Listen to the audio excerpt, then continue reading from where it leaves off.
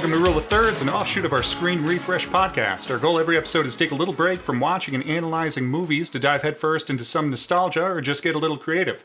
So every month we select a different topic and create a top 3 list that may or may not be near and dear to each of our hearts. Shoot us a message on Instagram, Twitter, Facebook, at Screen Refresh, or send an email to screenrefresh@gmail.com to let us know what your top 3 are, or just to suggest future topics. I'm your host, Tim, and I'm joined by some special guests today. David from The Screaming Brain and Sam from the Into the Video Game podcast. Hello.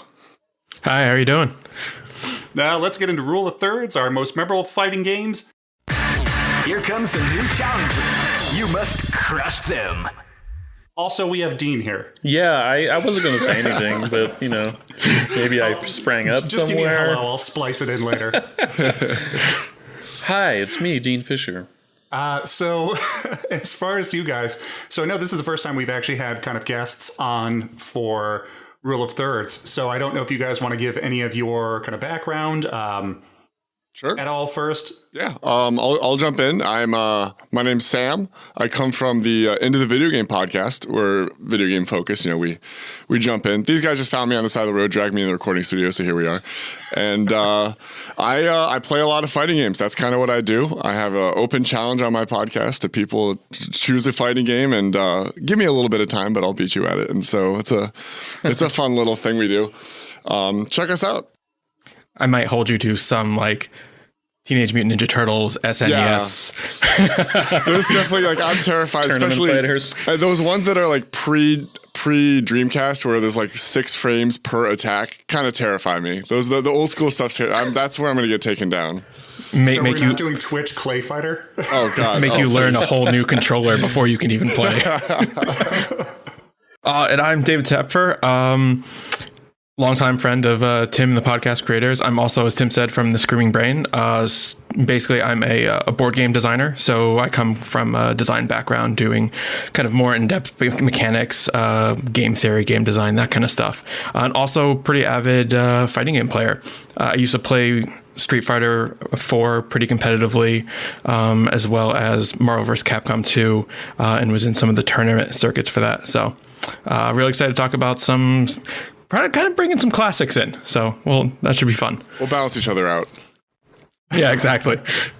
Yeah, it was the stuff that immediately came to mind when I thought about this topic ended up changing drastically once, like, parts of my brain started unlocking of, like, childhood, what games I was playing, or, like, middle school and whatnot, when we kind of got, like, big into fighting games before Nick, like, beat the competitive nature out of me with Street Fighter 4.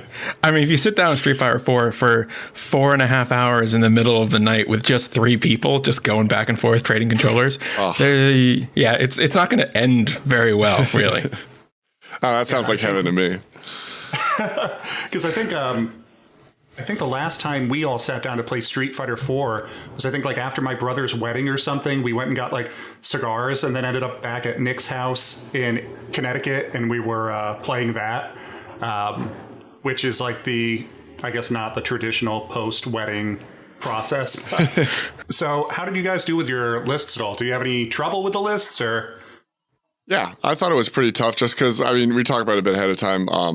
There's a lot of really good fighting games, and I feel like a lot of them bring really special things to the table. And it's not like it's like, I don't know, it's like meals where, like, there's some really good meals, but if you only eat that one meal for the rest of your life, you kind of be like, oh man, like, I love burgers, but, like, give me some ice cream once in a while, you know?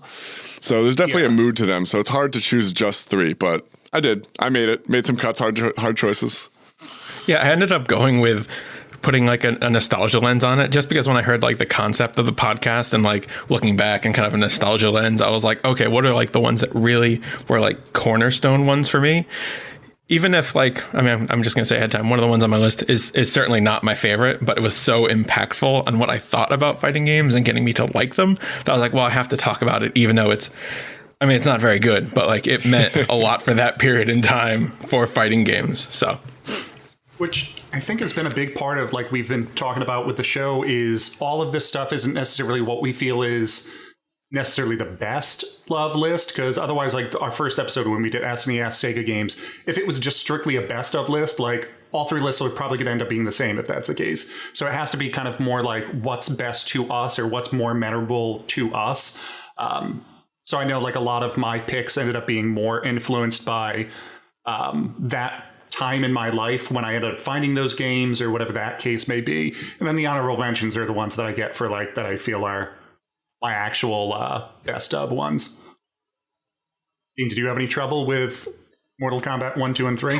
No, yeah, I've only played 3 fighting games in my life, so it was a no-brainer. I had no trouble with this at all. Well, I just wanted to save you guys time, so I'll get mine out of the way. It's Super Smash Melee, and Super Smash Brawl. Tim, I thought you said you were going to pick fighting games. Yeah, there it is. Let's go.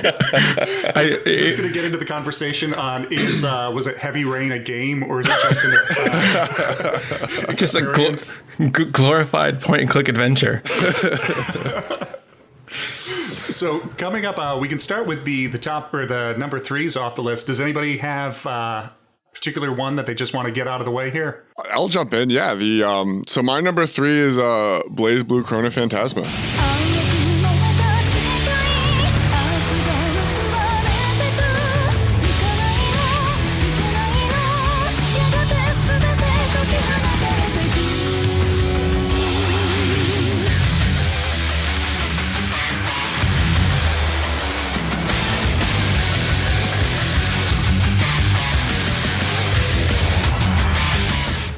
The Blaze Blue games, they're hyper anime.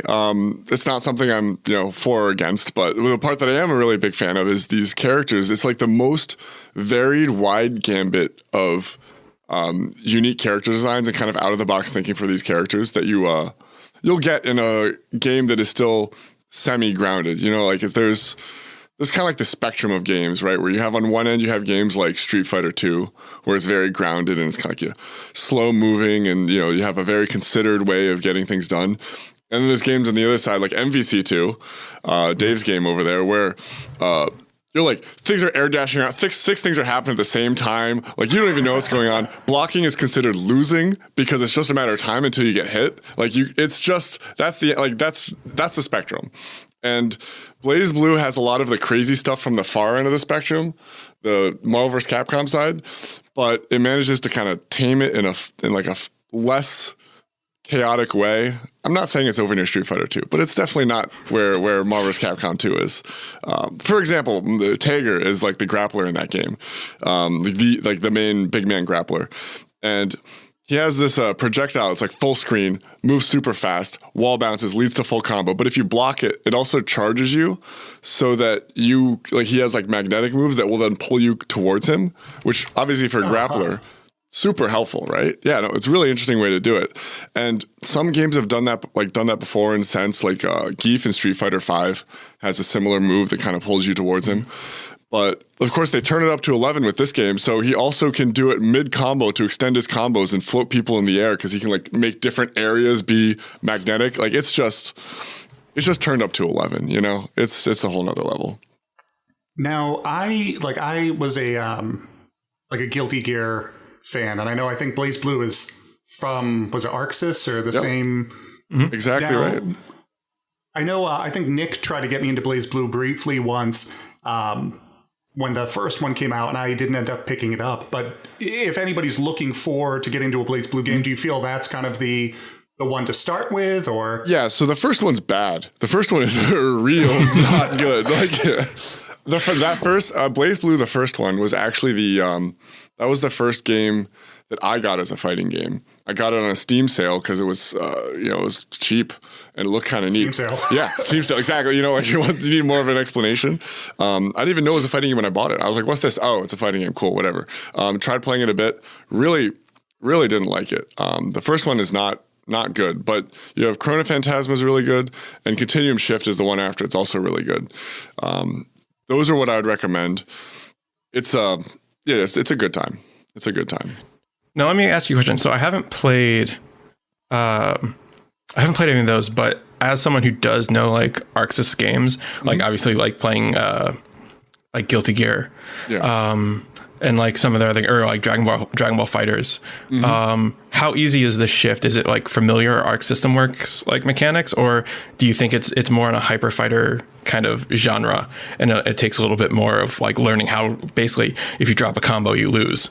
No, so it's not that hardcore. It's like an off-Broadway Guilty Gear. So the storyline. So Tim was exactly right. What happened was Arxis had Guilty Gear, and they had this Guilty Gear franchise, and then they lost the rights for it in like 2006, or it must have been earlier because they didn't just apparate this game, but they lost the rights, and then as a result, they just created BlazBlue as like this new IP, and so it really was like for a bit kind of a replacement to Guilty Gear for them until they got the rights back, and so.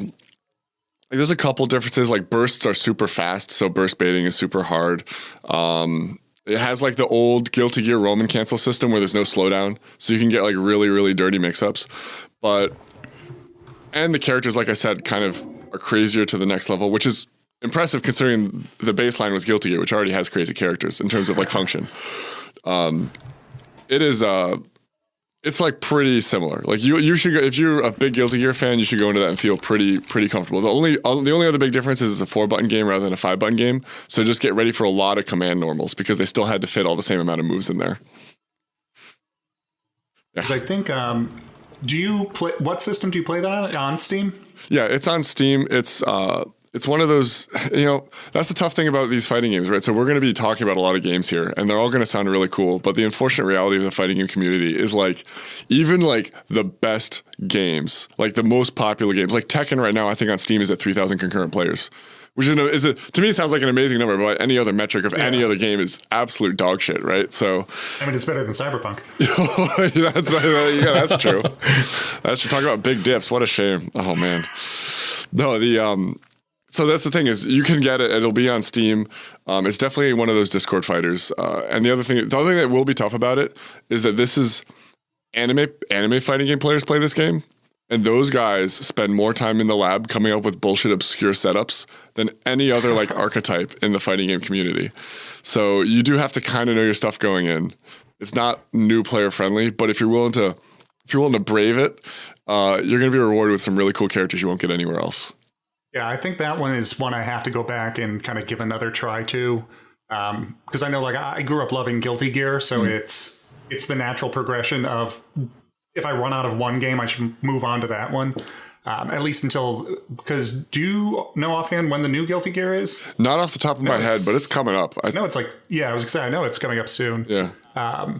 So yeah, I mean, it might be something to check out in the meantime. I've been trying, after we brought this topic up, I've been trying to kind of get back into that fighting game mindset, and like I brought back up Dragon Ball FighterZ on the my Switch. I got the Street Fighter 4 and Street Fighter 5 on Steam.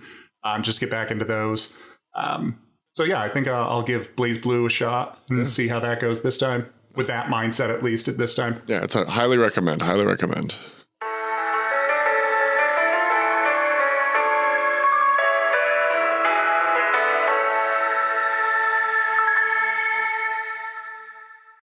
So Dean, do you want to just do counterclockwise here? Well, you said I didn't have to come up with a list. I was just here to like have fun. But for fun. So you just want to talk about Mortal Kombat? In the vein of fun, yeah, we'll talk about that later. In the vein of fun, I'm going to say, don't make fun of me. I like fighting games with a gimmick. This has 2 gimmicks: dinosaurs and fatalities. It's called Primal Rage. Primal Rage! The #1 arcade smash hit is coming home. Everything a hardcore fighter would want. EGM2 says, with great graphics and excellent techniques, I love this game. PC Gamer declares, arcade purists will love that this uses the source code of the coin-op game. Die Hard game fan states, one of the more impressive games in recent memory. I was amazed by the character graphics and animation. With animations and special effects produced by Hollywood artists. Special moves, hit combos, and deadly fatalities. Turn off the blood with the no gore play option. Prepare to rage again. I played the shit out of Primal Rage. No, it had fatalities. Primal Rage is not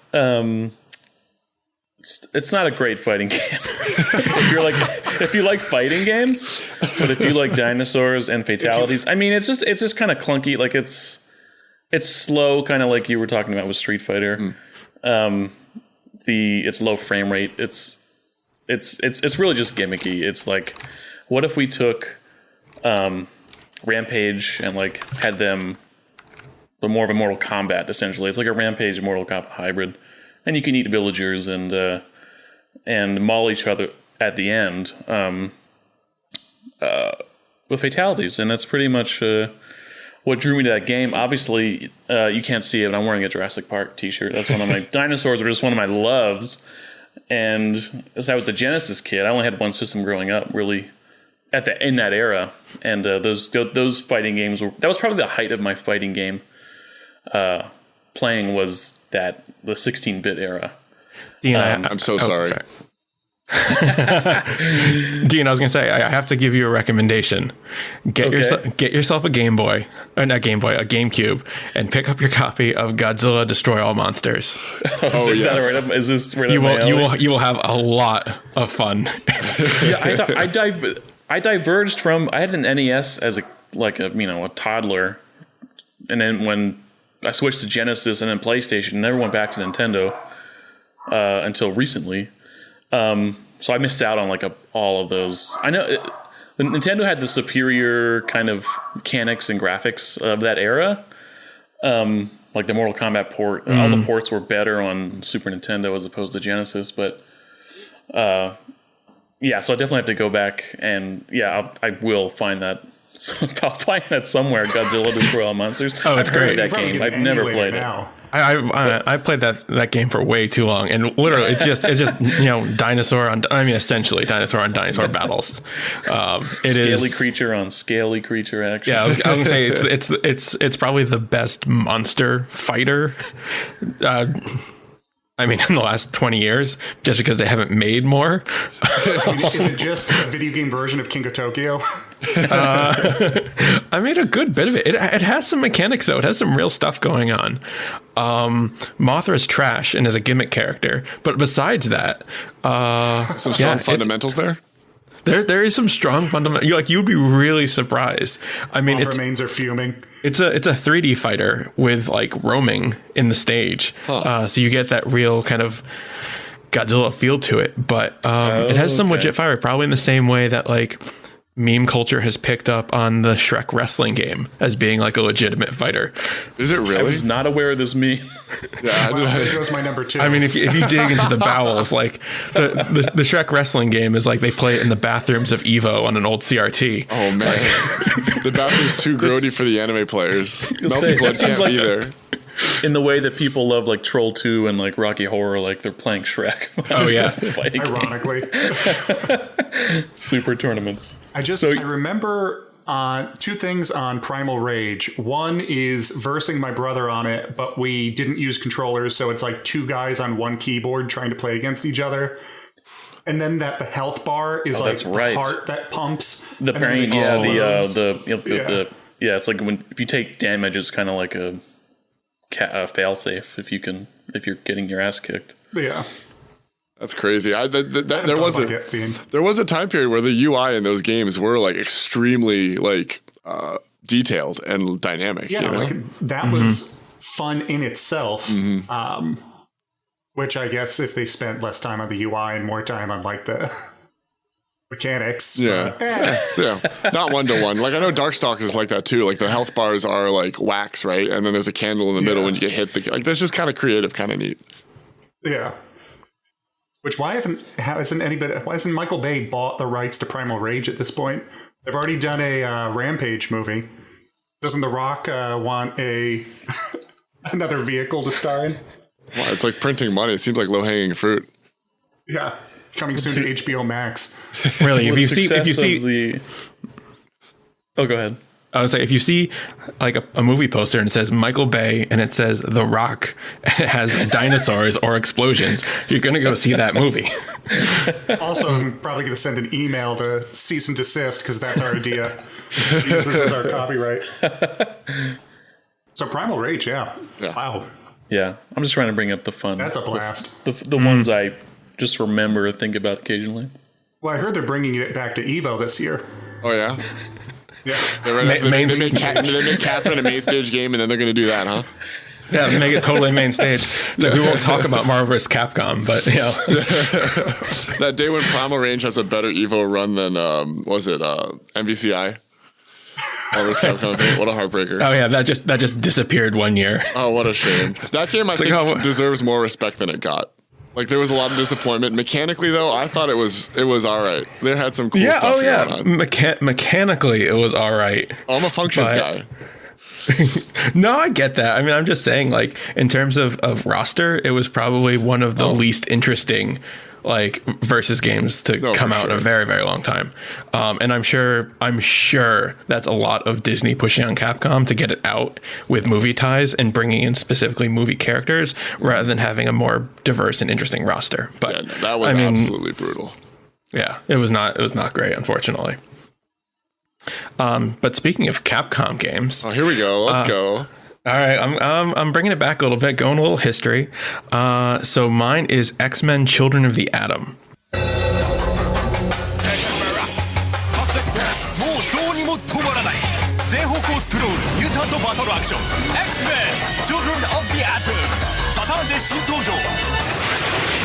Capcom. Ooh. Yeah, it's a bit classic. Came out in 1994, I believe, 1995. Released the same, or at the end of the year, as Darkstalkers. So like Street Fighter 2 Turbo had just come out, then Darkstalkers came out, and then X-Men: Children of the Atom came out. And Children of the Atom was the first time Capcom ever got their hands on a license to do a licensed game.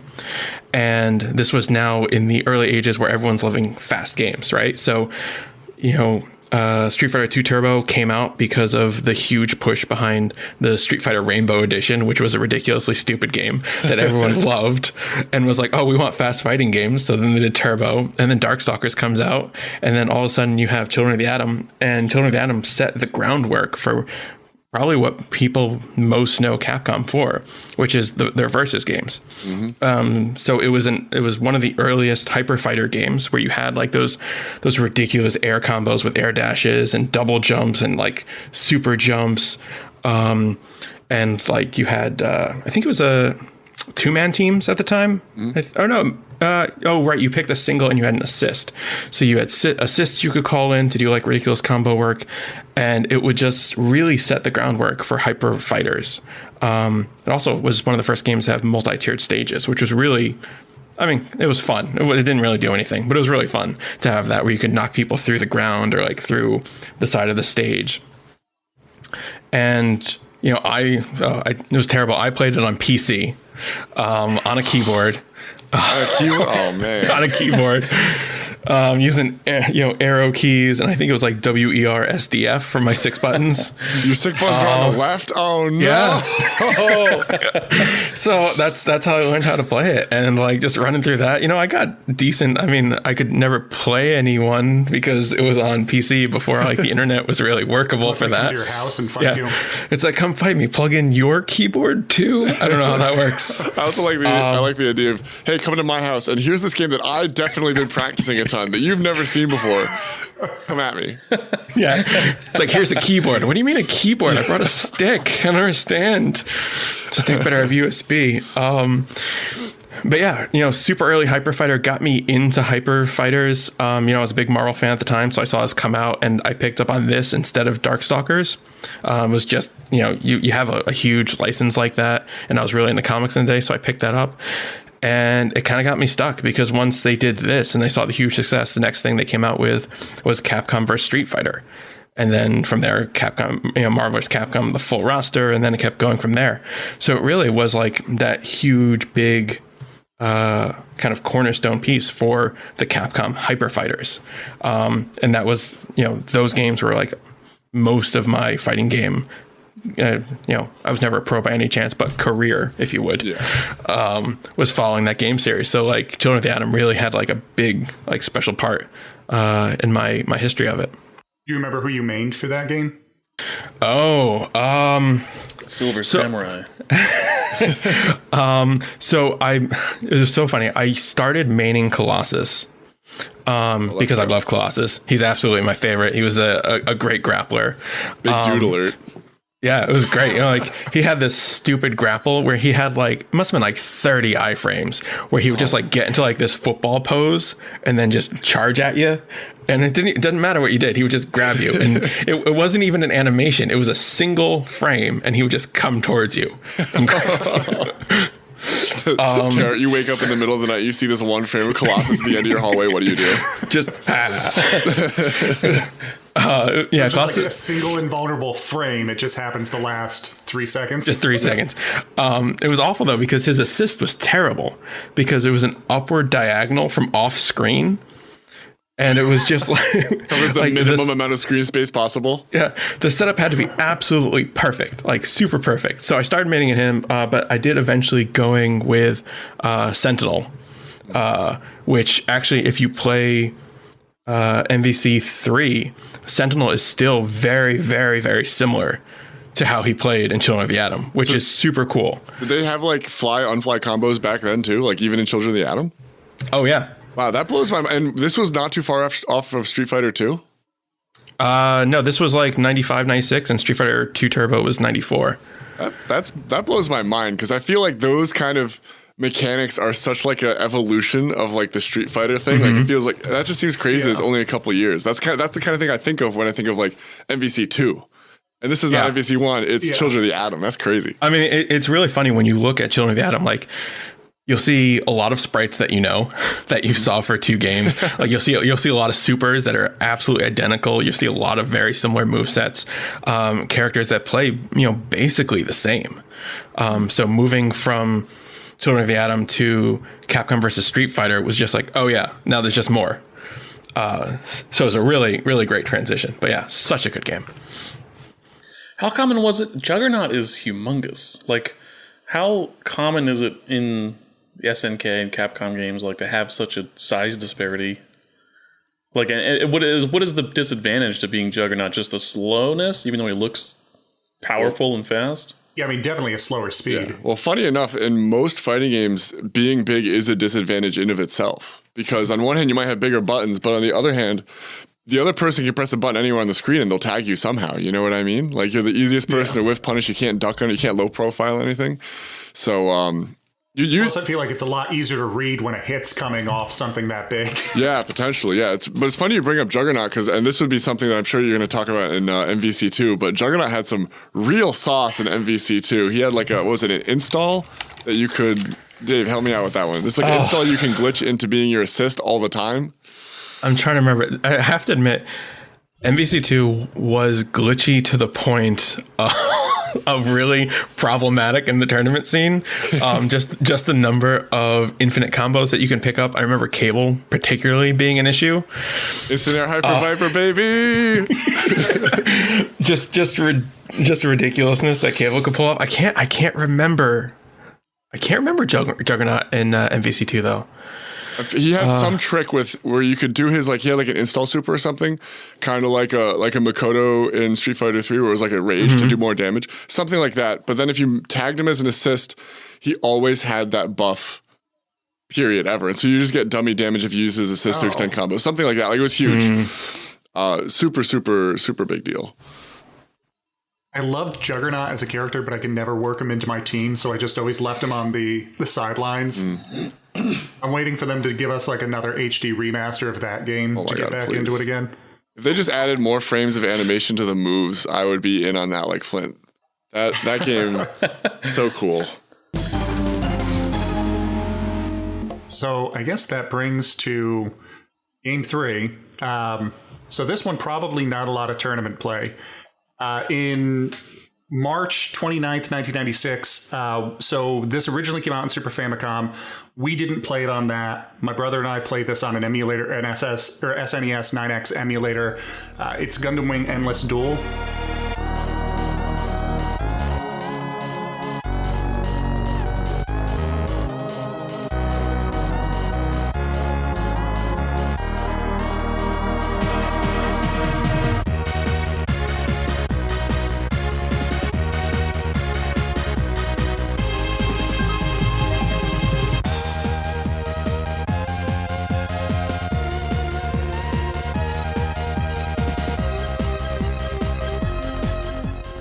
originally the company Natsumi Atari and Bandai, they ended up doing the Mighty Morphin Power Rangers game with like the Zord battle and whatnot. And then their next one was they got the Gundam property and decided to do a Mobile Suit Gundam fighter based on Gundam Wing. So like this was all, I mean, I don't know if any of you guys follow the Gundam series or anything like that at all. Passingly, it sounds hype. Yeah, so I mean, the whole thing is just like so the show itself, Gundam Wing, was mech battles intercut with a lot of intergalactic political intrigue, which I mean, like Cartoon Network, how do you get middle schoolers involved in political intrigue? Put robots in it. So like when that show hit Toonami back in, I think it was like 2000 or early 2000, we got into it big. So then it was around the time that we were getting big into emulator games. So we were like searching online for just like all of our Boolean parameters of like Gundam and emulator and ROM, and then just seeing if we can find stuff. And we ended up getting this. So the whole game is just like a straight fighter, not like much story mode or anything like that, but it's like, I want to say like 9 mobile suits you can play as for the most part. But each of them have their own stats and things. So this way, like you can see when you do the selections, like who's faster than others, who has like the higher strength, all of that fun stuff. But I think this is the first time I ended up having a game with like air dashes and things like that, because you can boost because it's like a mech suit. And then they would have like vertical stages, whereas you're fighting, you're actually flying like up through the air and whatnot, which I thought was like at the time cool. See, this my only experience up until then, I think, was like Street Fighter 2 Turbo. Mm-hmm. Or rather like Street Fighter 2, The New Challengers or something like that. So it was kind of cool to have some, I mean, it was, I guess by today's standards, still probably not a terrific fighting game just because of the frames compared to others. But I know it seemed smoother than Street Fighter at the time. So it seemed like a big change for me. So I don't know, Dave, I think you were into Gundam for a while. Do you recall this game at all? I don't. Well, so I remember playing. So yes and no. So yes, I did briefly play it also as a ROM. But when you said Gundam, I was really hoping. In the back of my mind, I was like, "Oh man, Gundam Battle Assault 2, Gundam Battle Assault 2," which was on my short list. Which was on my short list, not my top 3, but yeah, the Gundam games were interesting, and I don't think it really matters. They all played very, very similarly. They were kind of like slow hyper fighters. And I know that sounds weird because it was a hyper fighters because of you had huge air juggles. You had, you had double jumps, high jumps, or super jumps. But they were still slow like Street Fighter 2. Yeah. So I feel like even with the dash, it's still like a fairly slow dash either side, but then aerial, it's faster. Yeah. So you had really, really slow movement speed, but hits and impacts always juggled. So it was almost funny. Like there was very, very few knockdowns. And after like a big impact, you were almost always still vulnerable. So you would basically have these contests where you have these 2 giant slow moving robots basically playing like really intense footsies. And then a launcher was basically anything. So it was basically these really, really, these like little mini back and forths until you can try and get into a launcher. And then you could have these massive air juggles that were super weird because they weren't like, you see like MVCI or Dragon Ball Fighters where you see these air combos that are like super fast and have really precise button pushes. But because Gundam was kind of slow, like a 10-hit combo would like take forever.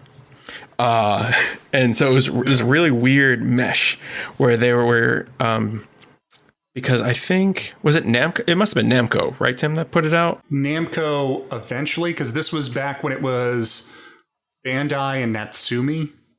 Oh, okay. But for some reason, because didn't Bandai Namco or kind of fuse at some point? Fuse, like Piranga earrings. That sounds familiar. At one point?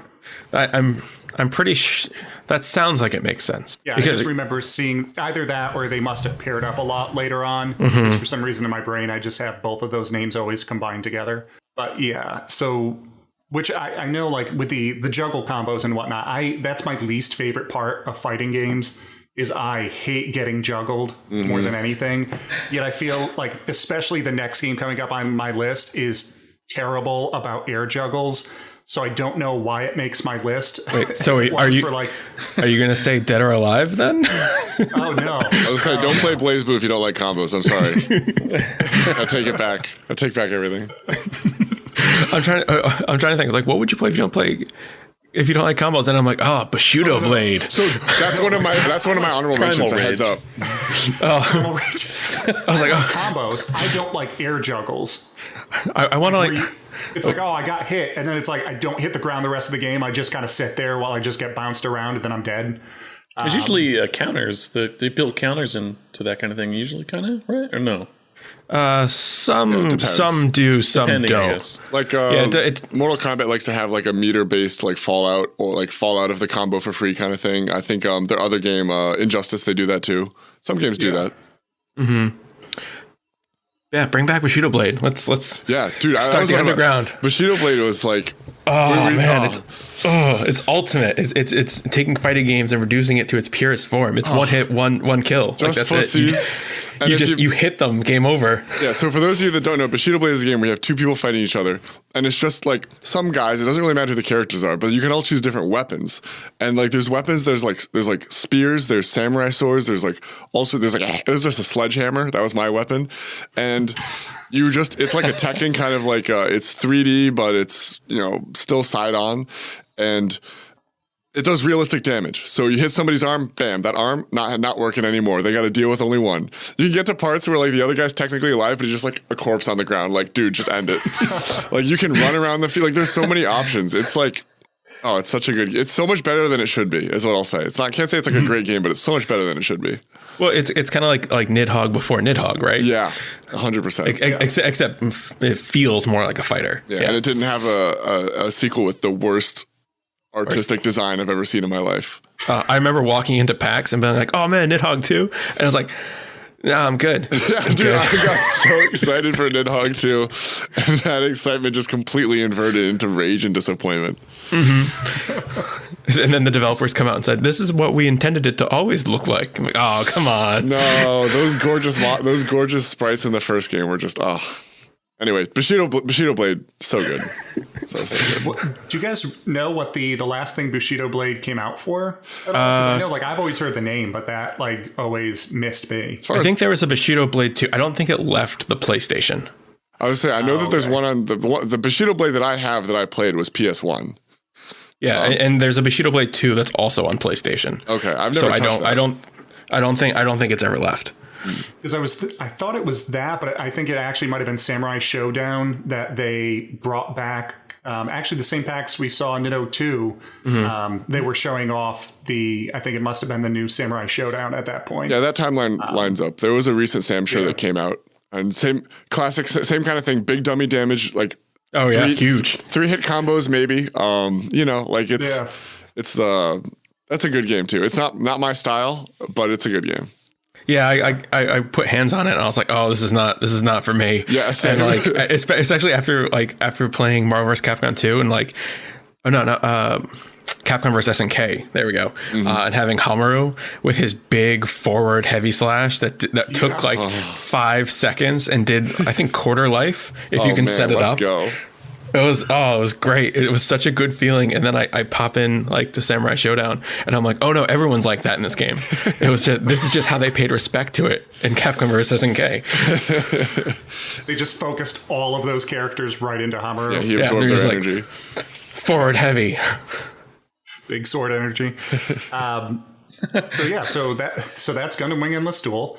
By way of Samurai's Bushido Blade. Sorry, I get sidetracked a lot. Yeah, we're gonna do that too. And then I'm just like, oh man, do you remember this? Do you remember this?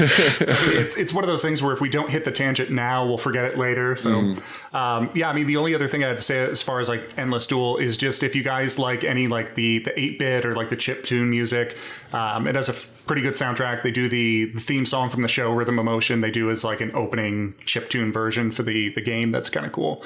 That's sick. So yeah, I mean, if you ever want to check out ROMs and like mechs, It's kind of a cool one to see. I feel like that's a pretty big Venn diagram. I'm sure there's a ton of people out there. That's a lot of people.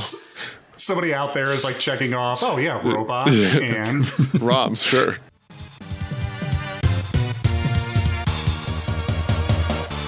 So that brings us to number 2. Yeah, so number 2, I would put, I want to give it to Skullgirls. I'll go off the MVC2 vibes. So the game, we're just talking about the game right now. You take MVC2, you take Guilty Gear, and you filter that all through one dude's brain with a cohesive vision, who is pretty knowledgeable and pretty on point in terms of fighting game design. You come out with this game, bang in time. Small cast, but hand-drawn, most frames in a fighting game at the time. It got the Guinness Book of World Records for that, so very smooth animation. It also has because it's a small cast and this guy's played a ton of games, you can see like there's multiple characters condensed into singular characters in this game. It's a really good time. It has one of the best training modes ever. Now the training mode, Mike Z was the guy that created it, and his kind of tool set for this game you can see games that are based on this game, like them fighting herds. I was literally just playing before we started up. Somebody else challenged me, so I gotta make sure I don't get my butt whooped. But you can see it's run on the Skullgirls base engine. The font's the same, the same stuff in training mode is there. It has an okay story, but we're not here for that. The fighting is great. Fighting is really good. Yeah, I have to say, also when Skullgirls came out, it was probably the most quality of life improvements I've ever seen on fighting games. Yeah.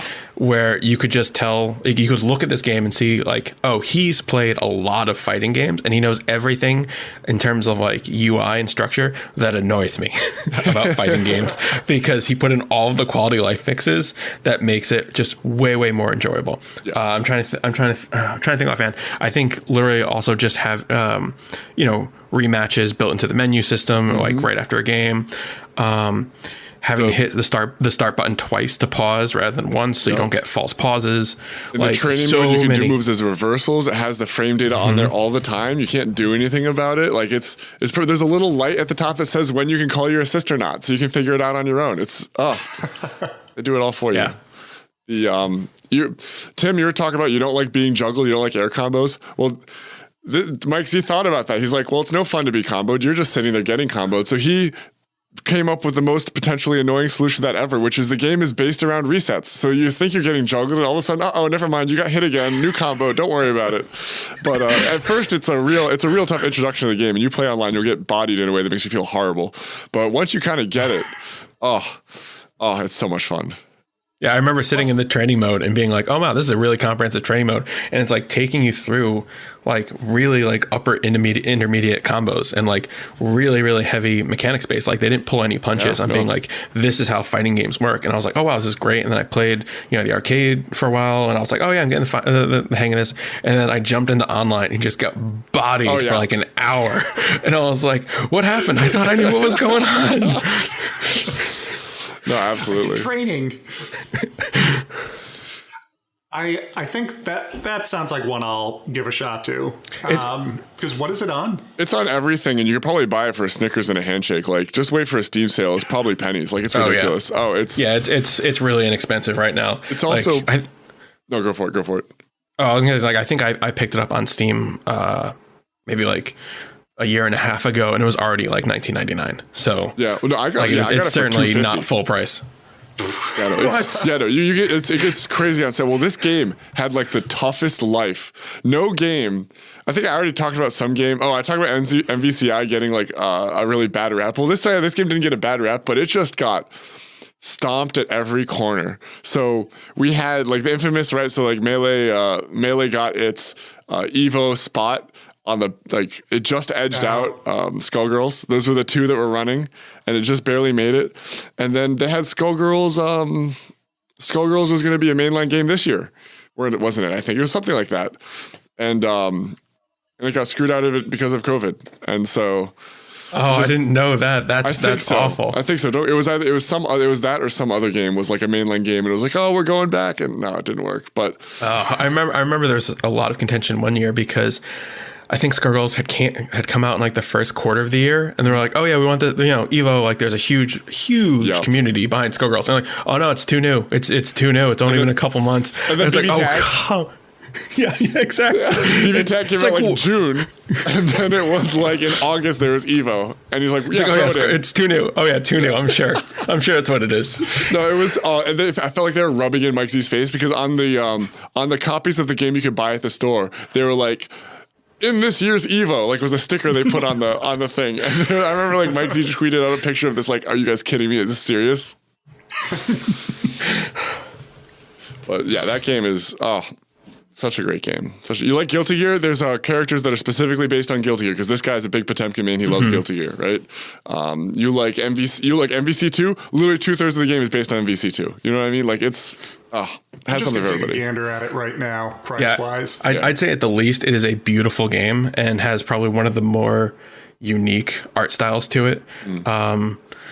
Just like the full on steampunk, like super hand drawn looking. I mean, not like was it Cuphead like level, but close, very close to like that feel. Yeah, this is before Cuphead, and Cuphead definitely like set a new standard where it was like, oh no, this is impossible. You know what I mean? Like it is another level.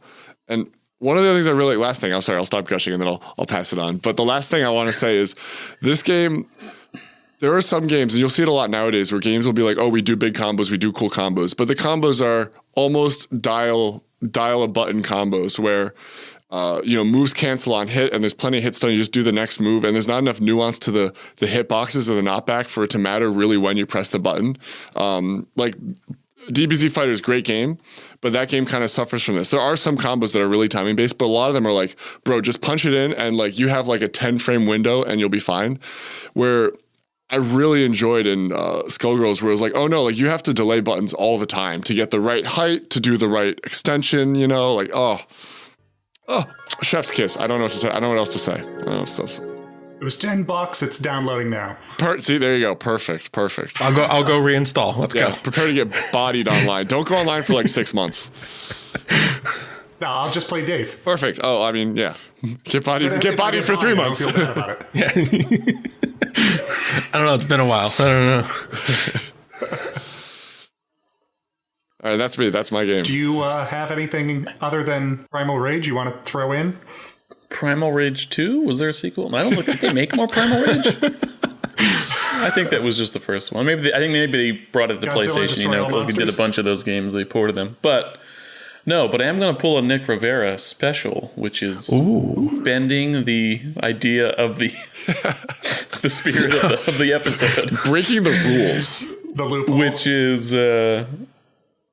so I didn't grow up with Nintendo or those systems. I went to play Genesis and then PlayStation, but I had friends, lots of friends who had Nintendo, and on the N64 was a game called WCW versus NWO World Tour. It's WCW versus NWO World Tour. GamePro calls it one of the fall's hottest titles. Game Informer says it's the end-all, be-all of wrestling, featuring over 20 of WCW's and NWO's top wrestlers, a 4-player battle royal mode, and up to 40 moves per wrestler, including signature moves and foreign objects, all on Nintendo 64. Call now, 1-800-WCW-8661, or send $69.95 to the address on your screen. Also available wherever video games are sold. And technically, in this game, you were punching, you were grappling, you were fighting.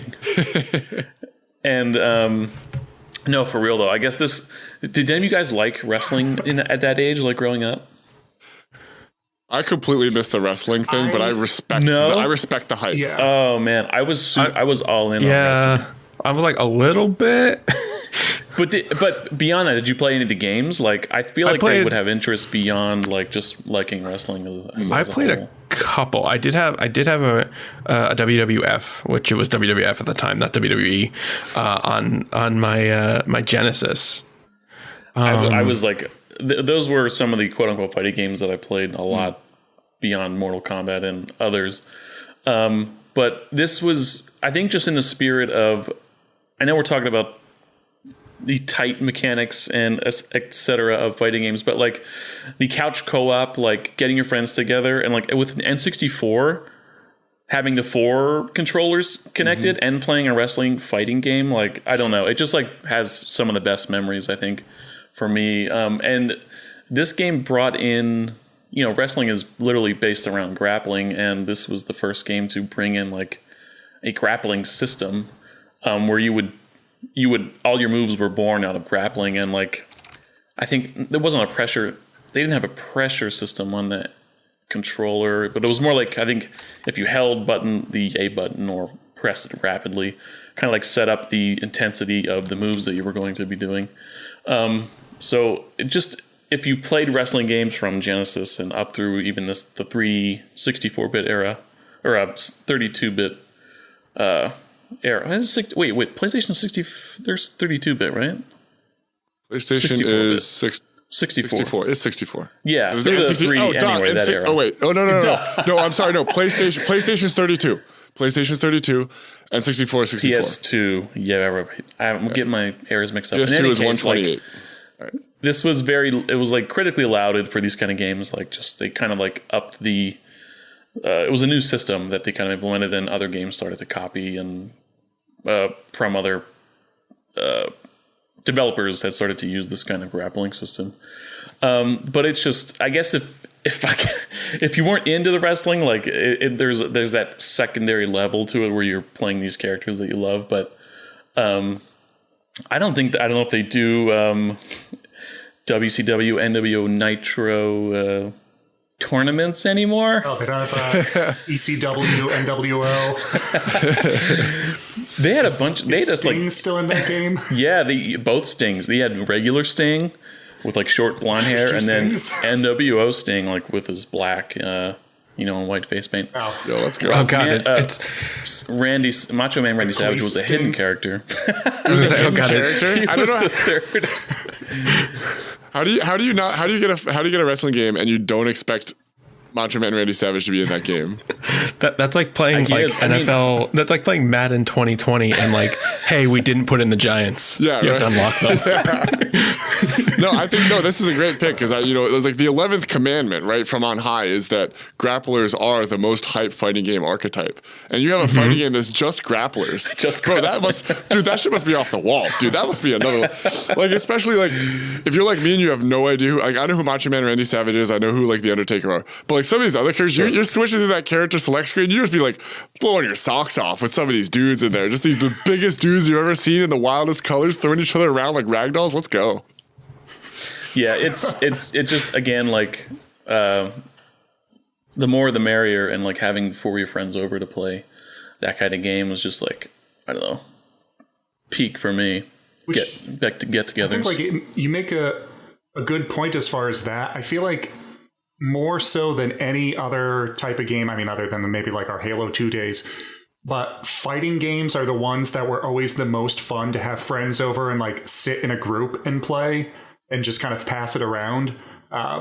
Just because I think it was that perfect combination of competitive stuff, but everybody kind of has their own little unique thing, as opposed to, okay, you all sit down and you play a shooter, but for the most part, I mean, you're all would have the same abilities, you all have the same stuff. It's just who's better at the game.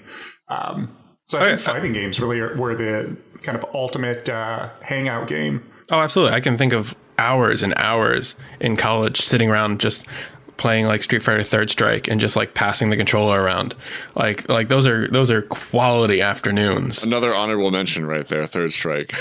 I'm jealous of you guys having people that around you that enjoy fighting games. I'm over here on my little island. Everybody in my podcast, by the way, lives in this house. We all live together. No, but none of them do it. Josh, every once in a while, might like be like, just now he's like, oh, I'll fire up Tekken a bit, but none of them are gonna. No one will throw down with me. It's not gonna happen. I'm jealous of you guys. I main Eddie Gordo only. That's the only. Oh, let's go. I'm still learning my Tekken characters. That's the one that break dances on you, right? Yeah. That's the one where it's like you play Goldeneye and you're like, no odd job. And they're like, you play Tekken 3, you're like, nobody can be Eddie Gordo, please. Thank you. Only Armored King. King is so hyped to see played well. Like his grapples are so involved, and like I think he's one of the first characters I've ever seen that had grappled chains. Yeah, so that's what multi grabs. That's the thing. Yeah. So I recently got challenged to Tekken, and that was one of if there was any game that was like a real relevant fighting game that I would have actually lost, it would have been Tekken, because I play all 2D games. This would have been a new experience for me. So I had to look at all the characters. I went with King. Only because I heard the word multi-grabs. And I was like, oh no, that sounds terrifying. It's kind of like, I don't know, in Street Fighter Abel, that I think came out in 4, but having like the throw you in the air grab you, and then grab you again from that grab. Yeah, he had that anti-air grab and like flip you. Yeah. Yeah, I want to say that, like, in terms of like, you know, like a more traditional fighting game, King was probably the closest thing to like a wrestler feel. And I don't mean like WWE wrestling. I mean like more like Olympic wrestling, where like, you know, he would get a setup, he'd get you into a spot, it would do some damage, and then from that he could do another input to put you then into a subsequent grab, and then another grab. And it felt very much like doing like a hyper style combo, except you were having like, you know, like double full circle inputs. Yeah. To go from grab to grab. So you're still doing like your traditional grappler inputs, but you're not doing like traditional grapple damage. Like this isn't like playing Potemkin in like Guilty Gear, where it's just like, I just got to get this one thing. It's like, no. You got to get it in this one, and you have to keep doing it and keep getting those inputs right. Because like you do damage like a regular fighter. It's just like a different way of doing it, which was just like really, really cool way to do grappler. So, Dean, did they have hyper combos in NWO? Yeah. You could juggle. Yeah, there was juggling. Oh, was there really? You can juggle? Gets him air, follows him. Oh my god. Does it back down. You do a drop kick. You see, you body slam them onto the ropes, and they just continuously bounce, and you just keep punching them, and that's the juggling in that game. Oh, let's go. And then you go grab the steel chair and knock them down. Out. That's the only way you end the combos with a steel chair. I can just imagine the announcers, and it's like, oh, and Kane has done a 26 hit combo on Stone Cold. Macho Man Randy Savage is air dashing all over the Undertaker. I want to see that now. Bring multi-hit combos. I mean, what is it? They have what's his name? I'm trying to think. In WWE right now, there is what is his name? Does he go by like the Otaku or something? There's a huge anime weeb who's a WWE wrestler right now, and I'm trying to remember his name. I'd heard about him on a gaming podcast because he also runs a fighting game YouTube channel because he's huge in the fighting games. Is that dude that looks Western but he's in Japan? I know who you're talking about. He's a Tekken player, Bullet Club. He shows up in fighting game tournaments all the time. Like he's a personality now. Oh my god. But yeah, he's a real. Fool's not serving me. Oh my god, what's this? Do we all have a moment of silence as we all collectively just scour the internet for this man? As we now quickly go and Tim can find this part. No, I'm leaving it in. Oh, Brennan Williams. It's Brennan Williams. He goes by the Great Black Otaku. Oh, let's go. That name sounds familiar. Yeah, so he also has a Twitch stream where he does fighting games. He's huge into fighting games and really into anime, and he's trying to bring on the sly is trying to bring anime into WWE because professional wrestling is basically just anime. And yeah, he used to play for the NFL. And he's just this massive dude, and he's like, yeah, I'm done playing NFL. What can I do? I'm like, I'm gonna go wrestle, because yeah. But yeah, so like, I think he could totally be into that. He could totally bring in like multi-hit combos as a gimmick, like, and that totally fits his style. He like just turns wrestling into an anime fighter and just like just throwing up glyphs. From the UFC that I guess he's also big into anime, but he would bring out a notebook at the beginning of every fight and write the other guy's name in his death note. And then like put it on the side and then beat him and then like take it and rip the page out. That's the kind of stuff I hear with wrestling, and I'm like, oh damn, this sounds sick. I'm in. That wasn't the guy I was thinking of. I was thinking of this guy named Kenny Omega, doesn't sound quite as cool. But Kenny Omega is a big guy in the fighting game community that also has to be in like New Japan Wrestling, or what is it called? It's kind of funny. So, there was a video game podcast I used to listen to an awful lot, and he'd been on there a number of times. That's how I found out about him. But it's also how I found out about Lucha Underground. I don't know if you guys know what that is. No, educate us. Welcome to Lucha Underground! This is start.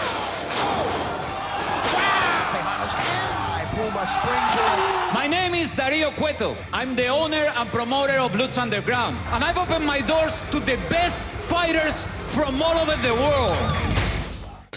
So it's a professional wrestling show, but it's not live like WWE. It's all pre-recorded, which lets them have a quality control over the matches and over like the drama that happens.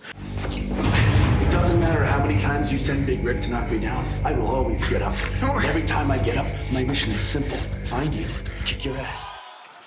So it is the most anime wrestling you will ever see, and they have like these hardcore storylines.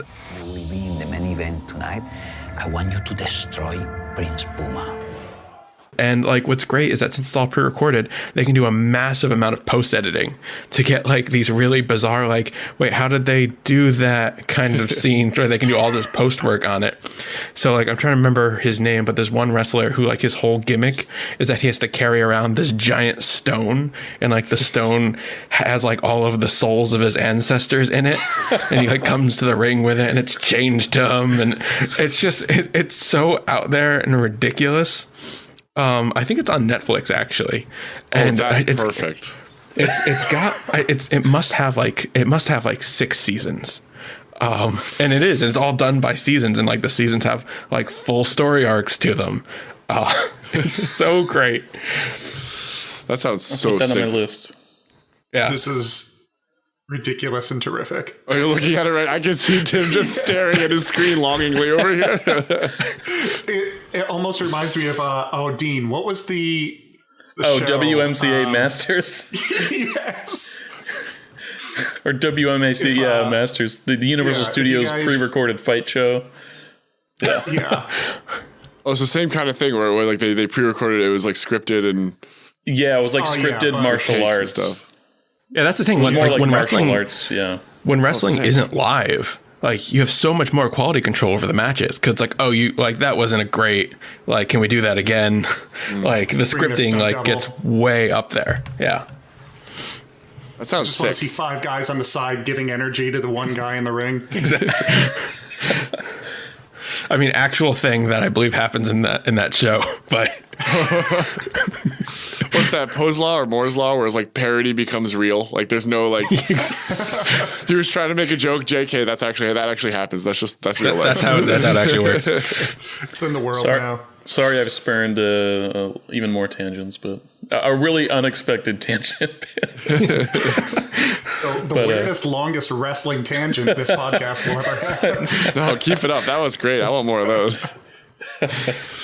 So now I'll watch Lucha Underground, because I feel like this is something I have to experience at least. Oh yeah, once. I have to catch back up to her. I probably only watched like maybe 6-7 episodes to like get the gist of it before I kind of like, I don't know. I think I didn't like fall out. I was just like, I don't know how much wrestling I can watch at a given point in time. There's a guy who has a snake head. It's like a reptile. He has like a reptile character. Yeah, he has like. That's right up my alley. Okay, yeah, this is. I'll watch that later. Drag yourself away from the screen, Tim. Come on. Yeah. So that was, what was the actual game we started with? WCW versus NWO World Tour for the N64. Do you remember who your favorite was? Probably, I love big characters. I know it's probably, well, in that kind of game, it's probably better than, say, Street Fighter or Capcom or Marvel vs. Capcom. But Giant, just Giant, the Giant. Oh, nice. Not I thought you were describing something. Andre. I didn't know. He was just called just the big guy, the Giant. I forget what he goes by now. He's got a different name, what he used to be. But anyway, yeah, he's the Giant or Sting. Sting is the second. Like a side-scrolling wrestling game during like the SNES era that we had on PC. That was back when it still had like Bret the Hitman Hart, and it had some like clown guy whose special Doink, move Doink. was like Doink. Yeah. like a joint Yes, or Doink something the clown. that shocked them. Yeah, that was WWF Raw, I think. Yeah, for the Genesis. Yeah, that was my games. only wrestling experience back in the day. One of the best ones. Dean, are we finding out that you're like a hidden like wrestling game historian? That like you're just like, oh, Doink the Crown. Oh, that was this one. You remember the arcade one? There was that one. I forget what it was, but it was like one of those 4-sided arcade wrestling games. I forget what that was called. Yeah, I don't know shit about them. Just a couple of them.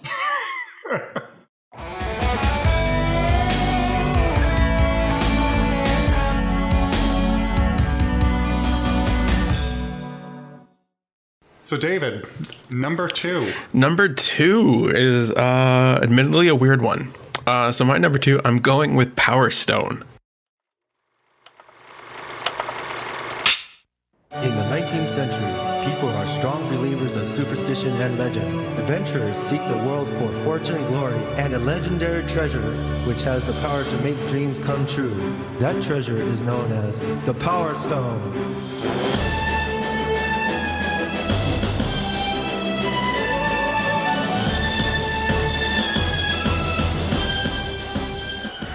That is a weird one. That is a weird one. I almost chose that. I say you're stretching the definition. I wasn't expecting that from you, Dave. That's my realm. So first, I just want to make distinction. So Power Stone is a very different game than Power Stone 2. Okay. And I think some people who played Power Stone 2 or have seen Power Stone 2 might have a very different idea of what Power Stone is. That's me. That's me. So Power Stone, first of all, was a 2-player only, so it didn't have any of the 4-player Power Stone 2 nonsense. And Power Stone was so it was a 3D fighter on the Dreamcast. That its whole gimmick was the Power Stone. So your ultras were based on collecting these stones on the stage. So each player would start with 1 stone, and at a point in the game, another stone would drop from the ceiling, and you would basically, you would kind of fight over it, because if you got all 3 stones, you would be able to use your super. It was also very item-based. I mean, not item-based, but there were terrain features that you could use to your advantage. Now, so I played a ton of Power Stone on my Dreamcast. I absolutely loved it. And there was just something so novel about the idea that you had to earn your ultra outside of just long combos or taking so much damage would fill a gauge, whereas it was actually kind of like this mini tug of war that you would have with your opponent, and knocking the Power Stone out of them, which you'd have to meet a damage quota to do, was kind of like this really interesting kind of alternative win condition. Yeah, exactly. So because your ultras were so intense, because they weren't like what you think classic ultras. It wasn't like, oh, the screen would turn a color and you do a thing. They were all character based. So your character would transform into something else and they would get an entirely new moveset. So even playing the game, you would have to basically learn 2 separate characters. You'd have to learn the regular form and then their advanced form, where they would have, I think it was 4 new special moves, and then they would have alternate normals to what their normal character would have. So you had this double layered fighting game where you had these 2 different character types, and you had to learn them and strategize with them, and you can play of am I going to play a Power Stone game, or am I not going to play a Power Stone game based on the matchups? My main was always Gunrock, who was just this big dude who was kind of a grappler. And Gunrock was pretty slow, because since you're playing in a 3D environment, he had a pretty slow move speed. And at the time, I played my brother a lot, who played Edward Falcon. And Edward Falcon was super fast and was really hard for me to keep up. So I would always distinctly play a non-Power Stone game and just try and go for damage and distract. So knocking his Power Stone out but not going for it, so I could get stage advantage and pick up a stage hazard and it added these levels to it. So the game itself wasn't super mechanically dense in terms of iframes and priorities, but it had strategy built into stage layout, and your environment. And it was kind of like, in some ways, a more fighting game version of Smash Brothers, because you had items and things you could pick up, and the stage was more of an issue, but it had more traditional footsies, and like, 12, probably 12 to 14 hit combos. It had that feel. And like with Smash Brothers, how they brought in how supers work, where you have to get the magic floaty thing, whatever that's called. The first thing that came to mind. Yeah, which was something that Power Stone did back in 1999. And it kind of just gives you this idea for it, except in Smash Brothers, it's like this massive one-hit thing.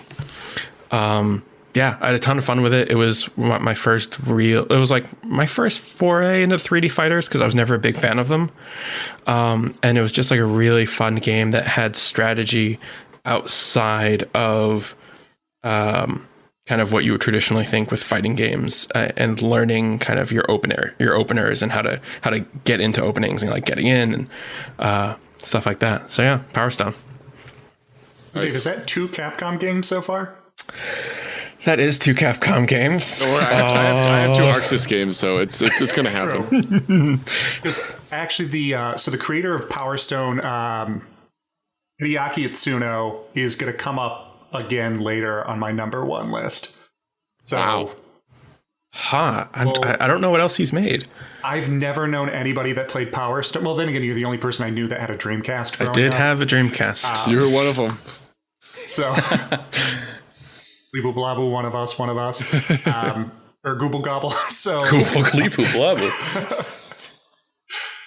So yeah, like I've never seen it in action. I just know it was like, I might be thinking of the second one, but it was described as like an arena brawler. That's the second one. Oh, okay, yeah, which I mean to me sounded like Smash, but the first one sounded like the first one. Point of comparison. The first one. Bits. Yeah, the first one was a console release game, and a lot of people, because Dreamcast had kind of a weird launch, glossed over Power Stone. Well, because it launched with Power Stone, Crazy Taxi, and that boxing game. I can't remember. Ready to Rumble? Sort of the Berserk. Ready to Rumble, yeah. Ready to Rumble. And yeah, Dreamcast was, it was a Dreamcast exclusive. Not a lot of people had Dreamcasts, so it doesn't get much love, but it was a very interesting game that I think brought some mechanics to other stuff. Dave, I'll bring you back at some point for a top 3 games that didn't get the recognition it deserved, and you can toss on any of your Dreamcast I know, games. I was so sad because Power Stone 2 came out and I hated it. It was just Smash Brothers. Like, yeah. Well, I mean, at that point, that was probably like the big thing. So latch on to the popular thing. And that's heartbreaking too if you're a fan of the previous game, not to have something. Yeah. You're like, I was loyal to you at the like, I was there for you. Why aren't you there for me? Oh, yeah. It's like, why did you do this? I'm sure like Brawl had just come out, and they were like, oh man, we better get on this train. Power Stone 2 probably came out right after Melee, right? Power Stone 2 2002, 2000. No, because the Xbox was 2001. Power Stone 2 is probably what, 2000? Maybe 2001? I'd probably think 2001 if because Melee was 2001. Was 99. Oh, okay, so that could be it. They were trying to maybe compete with Melee. Yeah. I think Power Stone 2 was 2000. 2000. Yeah. Oh, so they're probably. I mean, April 2000. Yeah, so maybe just Smash 64. I see the point of comparison there. They do feel very similar. Oh yeah. Yeah, because that came out in 2000. The first Smash came out in 1999. And I remember when Power Stone 2 was announced, and I saw like the demo reel, and it was like 4 players. I'm like, oh, that's interesting. And then I saw them get into turrets, and I'm like, what? Dude, like Geese just gets into his turret and shoots shoots rock. So I would say, like, at some point we'll play Power Stone, but do you even have your Dreamcast anymore, David? I have 2 Dreamcasts. They multiplied. I grew up with none. You have 2? And I have 2, and one of them is modded with toggle switches instead of the original buttons. Let's go. I thought people were serious about Dreamcast. I do still have Sword of the Berserk, yeah. Okay. And Plasma Sword. I was just about to say Plasma Sword's going to come up, and then no, it won't. I mean, it's a decent 2D anime fighter. It's all right. Hayato came from Plasma Sword. Yeah, and he was my MVC2 main. Mm-hmm. And I was like, I have no idea what game this is from, but yes, super unknown Dreamcast fighter.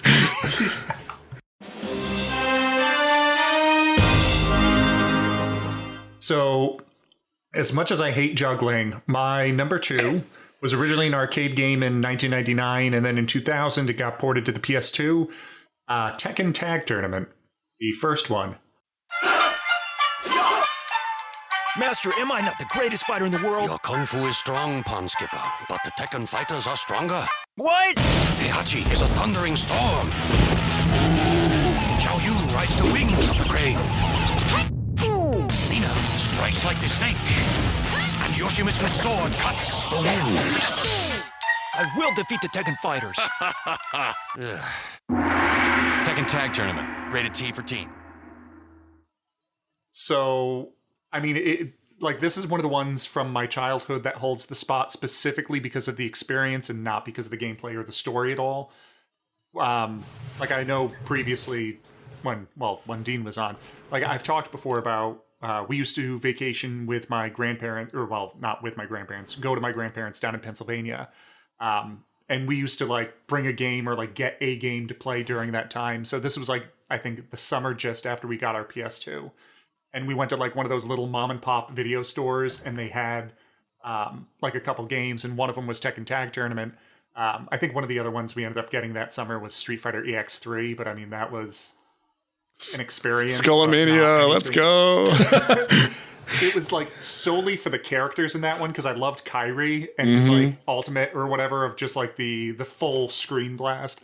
So we ended up getting Tekken Tag Tournament, and even though I didn't love the play style of Tekken, my brother was a huge fan, but because we were able to actually play it as a co-op fighter of both of us will pick a character, and then this way we can actually like tag back and forth into the fight, I feel like that elevated it more than my like for the actual system. Because I feel like to this day, I've played a bunch of Tekken games, I've never gotten a hold of a hang of the Tekken juggle combos of don't let them touch the ground kind of deal, or like to hit them and bounce them and whatnot. So I mean, like plus that and like the bowling mini game that they have. That bowling game was on point. That was better than most dedicated bowling games.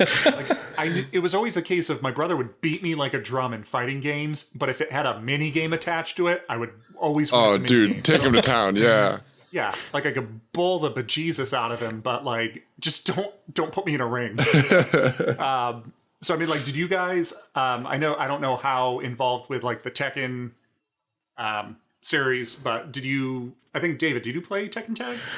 So I mainly played Tekken 4. I did play Tekken Tag, and I say I mainly play Tekken 4, and most people say it's the worst of the Tekken games, even though it's the one I started on and was my favorite. So the ones you start on becomes your favorite, whether you like it or not. Yeah. So I was like, oh, I started on 4, played a ton of it, and then I was like listening to a podcast one day, like, oh man, yeah, Tekken 4 is the worst. And I'm like, what? Why? And then they gave all the reasons, and I'm like, oh man, shit, that makes sense. Yeah, it's like I made Hell wrong, and that my favorite costume of his was in 4.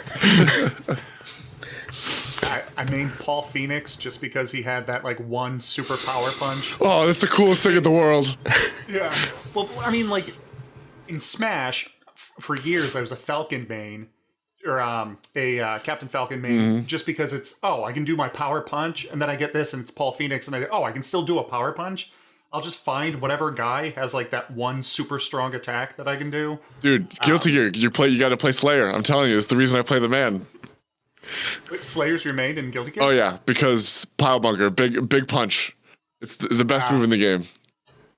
I know if you don't have it on your list, it's definitely going to come up during honorable mentions to chat Guilty Gear for a bit. Oh, don't worry, it's my number one. Don't worry, what's coming. I was gonna say, like, I would feel like I missed out if we don't chat Guilty Gear. So yeah, like Tekken Tag, that one. I don't know if I could ever go back to it because it was one of those games where it's not necessarily the most fun for me, but it was at that perfect time in your life to play.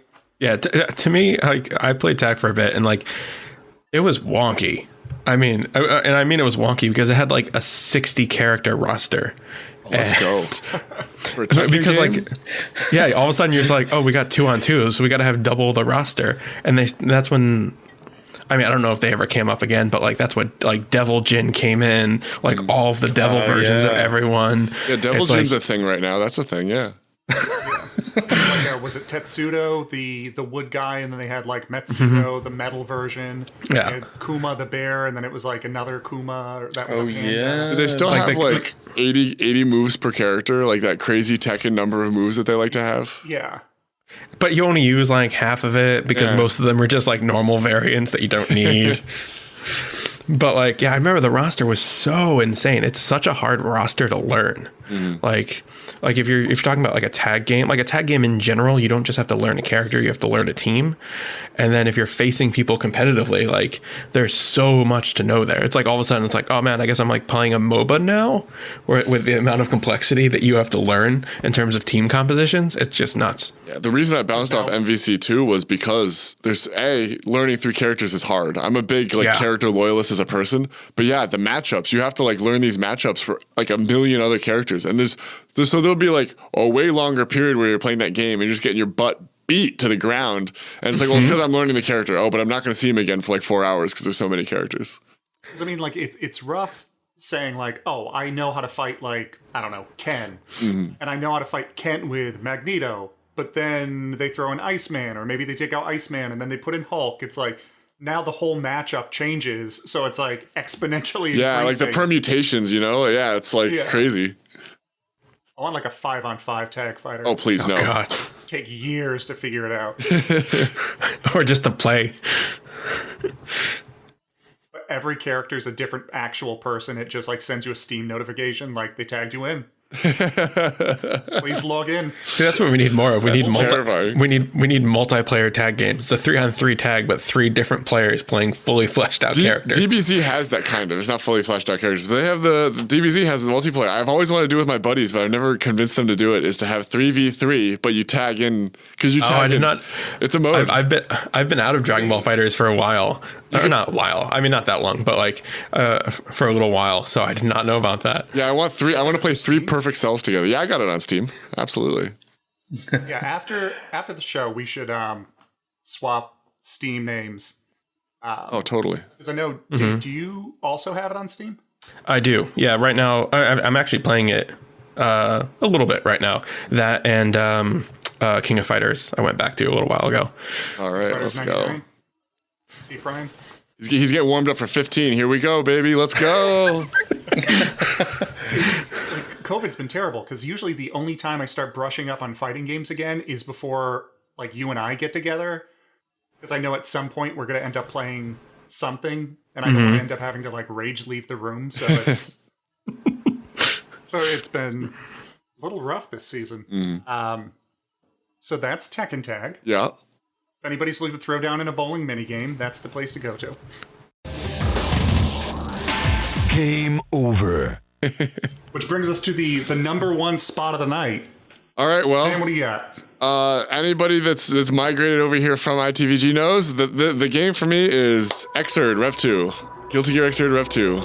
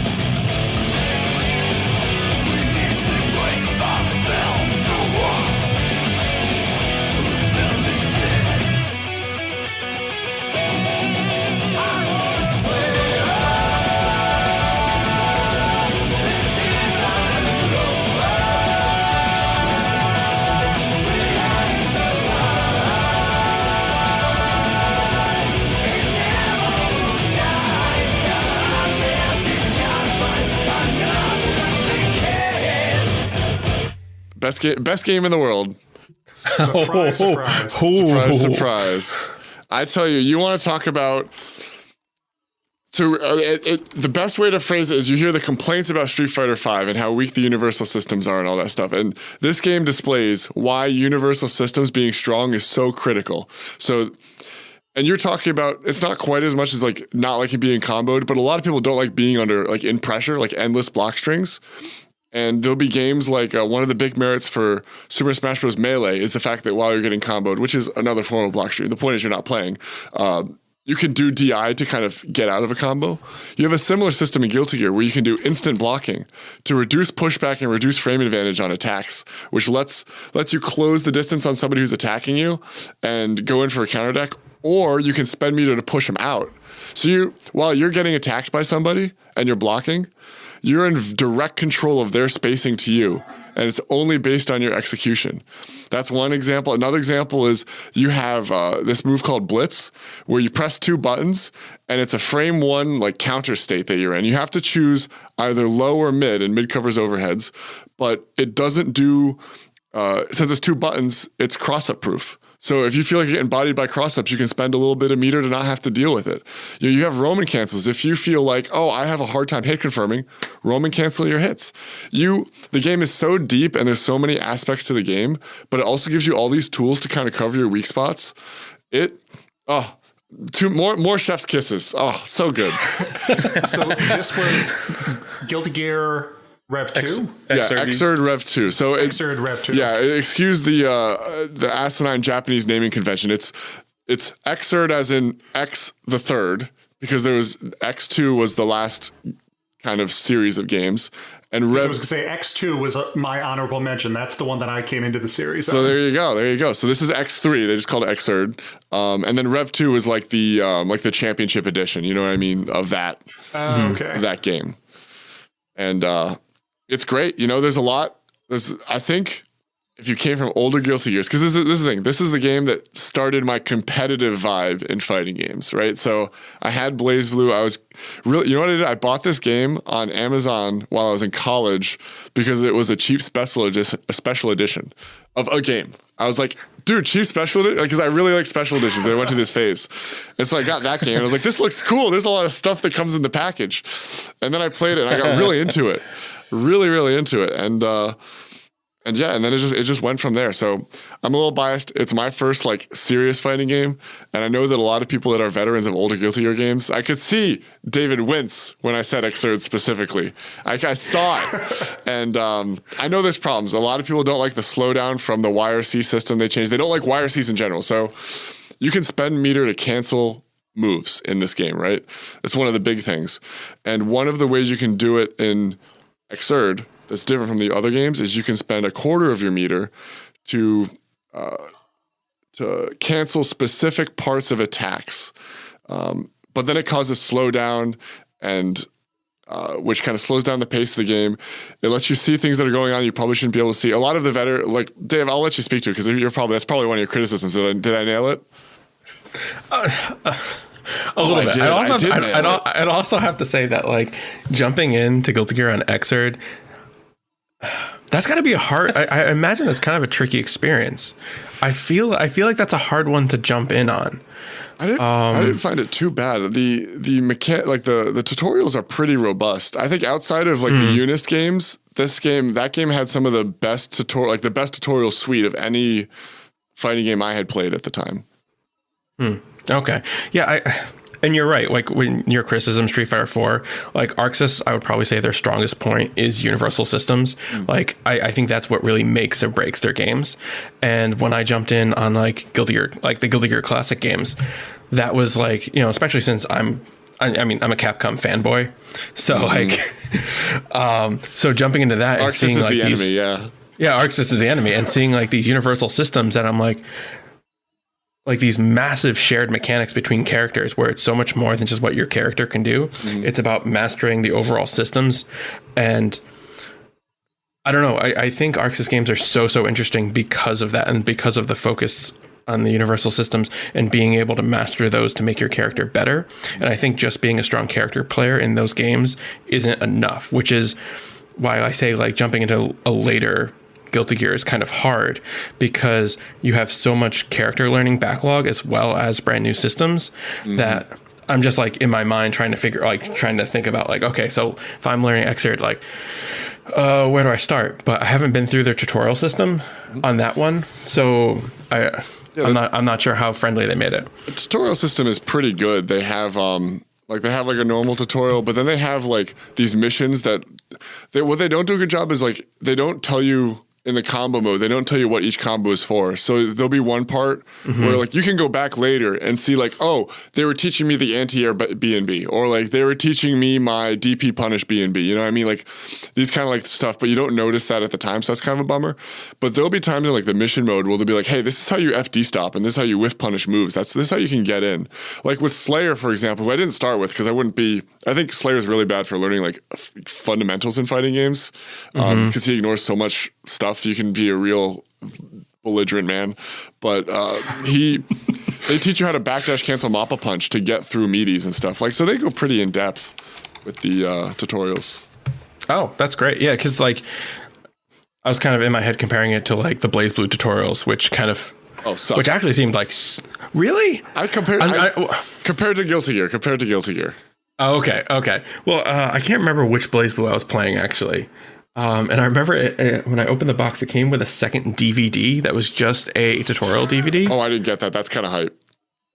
And I can't remember what one it was, and it was like an invitation to a retreat weekend training course. Yeah, it's like you put it in and like you select the character, and it like takes you through looking at their combos and how they work before you even get into the training mode. Which I was like, wow, this is a great entry into this style of game because BlazBlue was my first attempt at an anime fighter. Really, that's some like real cool time capsule pre-YouTube shit. You know what I mean? Like, yeah, people would like that would never happen nowadays, but that's so cool.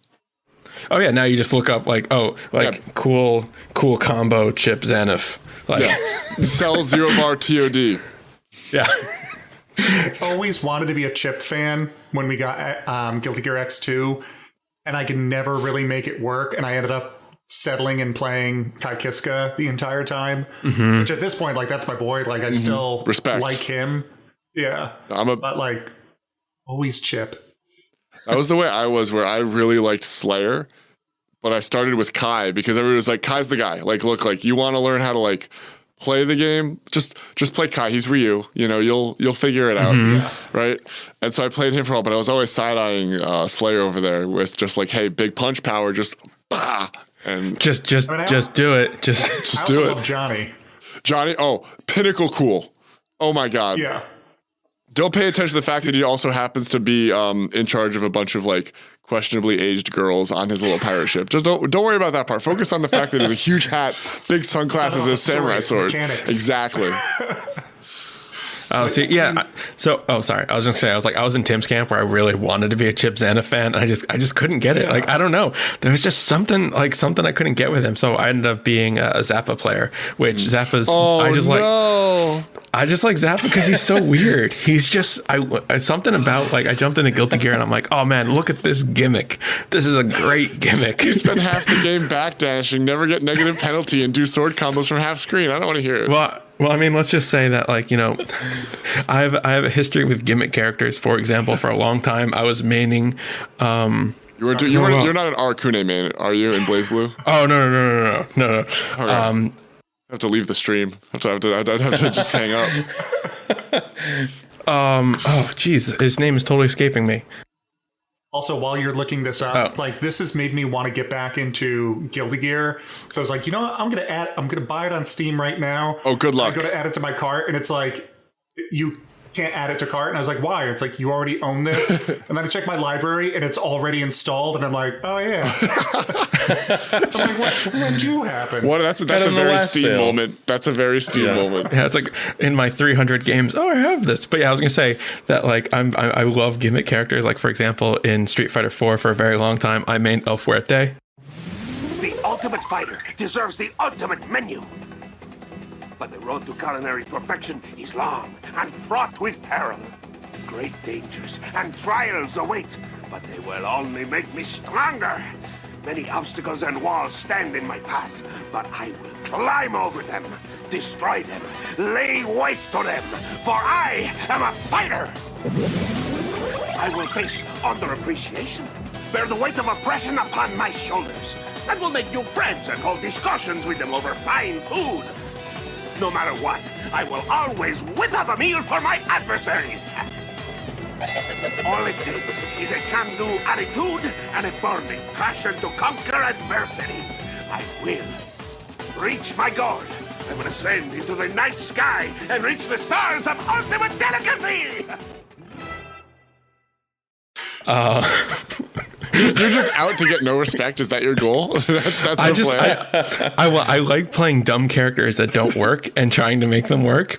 And El Fuerte wasn't a good character. What are you, Coco Loco? So it's a challenge. I'd say 90% of his moves weren't safe. Yeah. I mean, I think the big thing was you couldn't really expect it because if you pick a character that nobody picks because it's not a great character, you don't know the meta. Yeah, you probably have less experience fighting that character, so it's like unpredictable. And also that's El Fuerte's whole thing. Like El Fuerte didn't play the classic rock paper scissor. He kind of played rock paper scissor like Lizard Spock because he was like oh, it's like I'll do classic rock paper scissor, but also I might not do anything.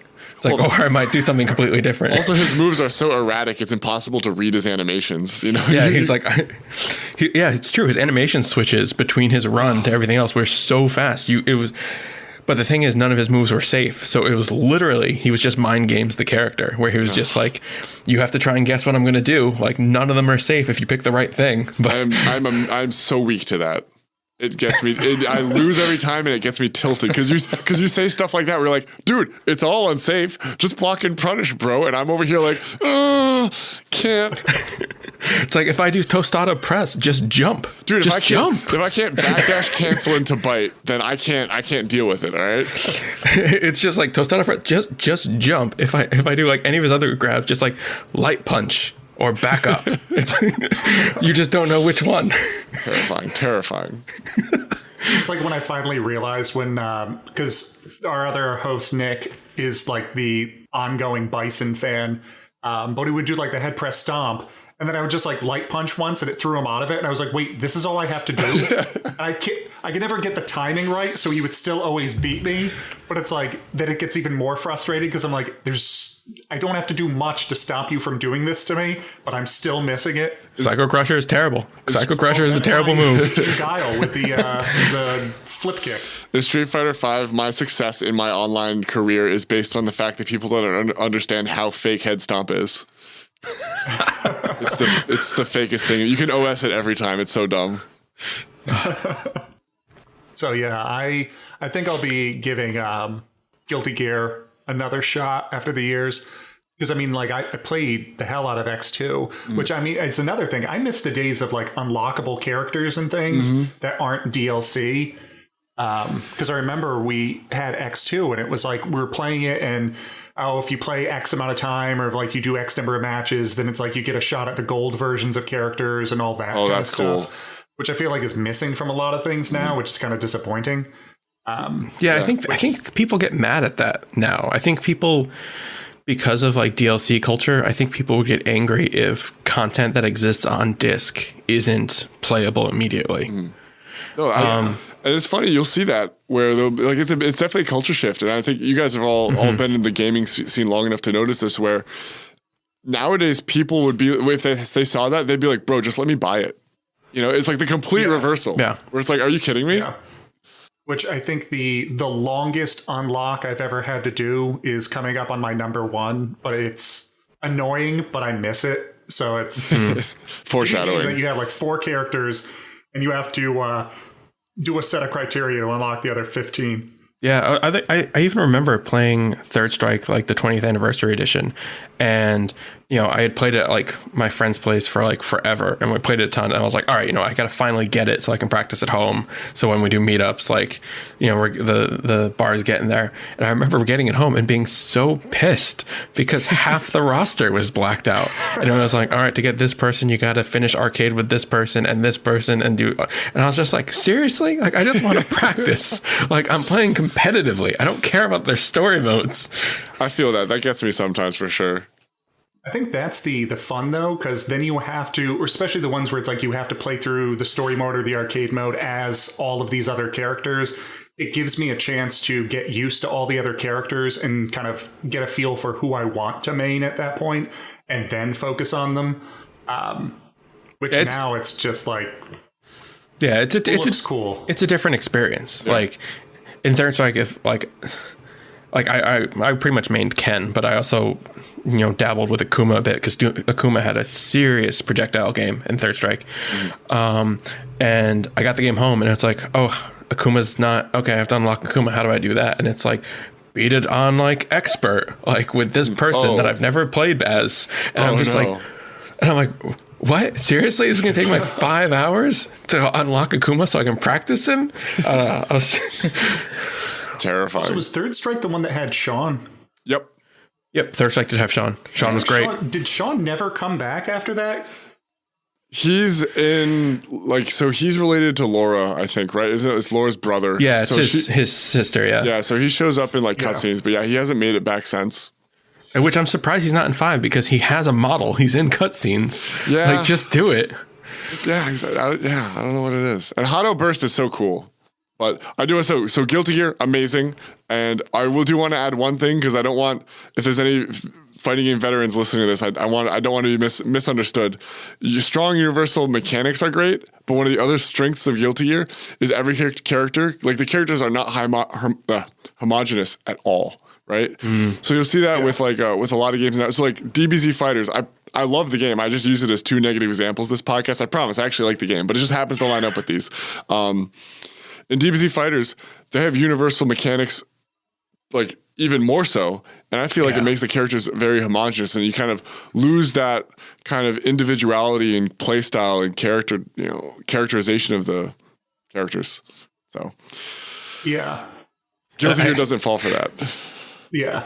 And I was gonna say to tack on, I also love Dragon Ball FighterZ. I think it's great, and I'm also a huge DBZ fan, so it hits a spot for me.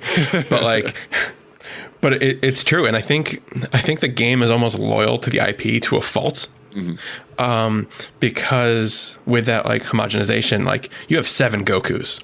Yeah. And in the IP, you have styles of characters, and they're trying to be so true to the IP that each Goku isn't that different. Goku is not that different from Gohan, who's not that different from Vegeta. Now there are differences, but that Saiyan style fighter, it's almost like if you compare it to Street Fighter, where you have the I forget what they're called, but the Shoto. The Shoto characters. It's you have Saiyan characters, except half the roster is Saiyan characters. Yeah.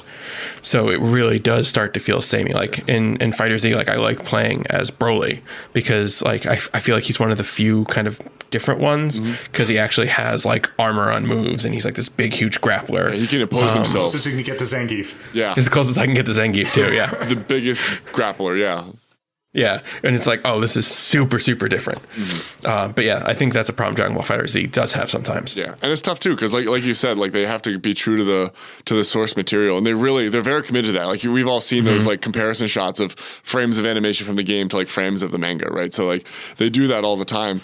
And it's tough too because if you watching DBZ, they are in the anime, they're all rushdown characters. You know what I mean? Oh yeah. When was the last time you saw somebody zone in run out the clock in DBZ? They don't do that, So it's a bummer for those kind of players, but it's just true to the source material. Yeah, totally. So also, I think I need to reinstall Dragon Ball Fighters. I have it installed right now. Let's go. Okay, I'm down, dude. This has been Rule of Thirds. Thank you for joining us.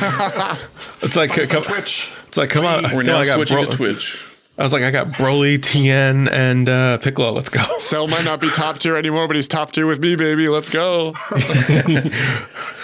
Yeah, I definitely I'll reinstall it. But I definitely would want to get back into Dragon Ball FighterZ just because I played it when it came out and I was excited about it, but I ended up dropping off on it and never spending enough time working on it to figure out who I actually will end up maining. Because the Chip Zanov thing, the character I like the most isn't necessarily going to be the character I end up being best at, because otherwise it would just be adult Gohan or Bardock, but. All right, that's why that's why Piccolo was on and off my team, literally on a match-to-match basis. Because I love Piccolo, but he does not work. He doesn't work. Dude, he has so much. Okay, so he worked for season 2. He has so much potential, dude.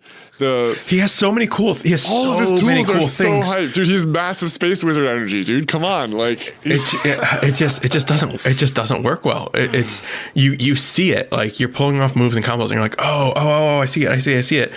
But I think he's too weak in the overall meta to work well. There's too many answers.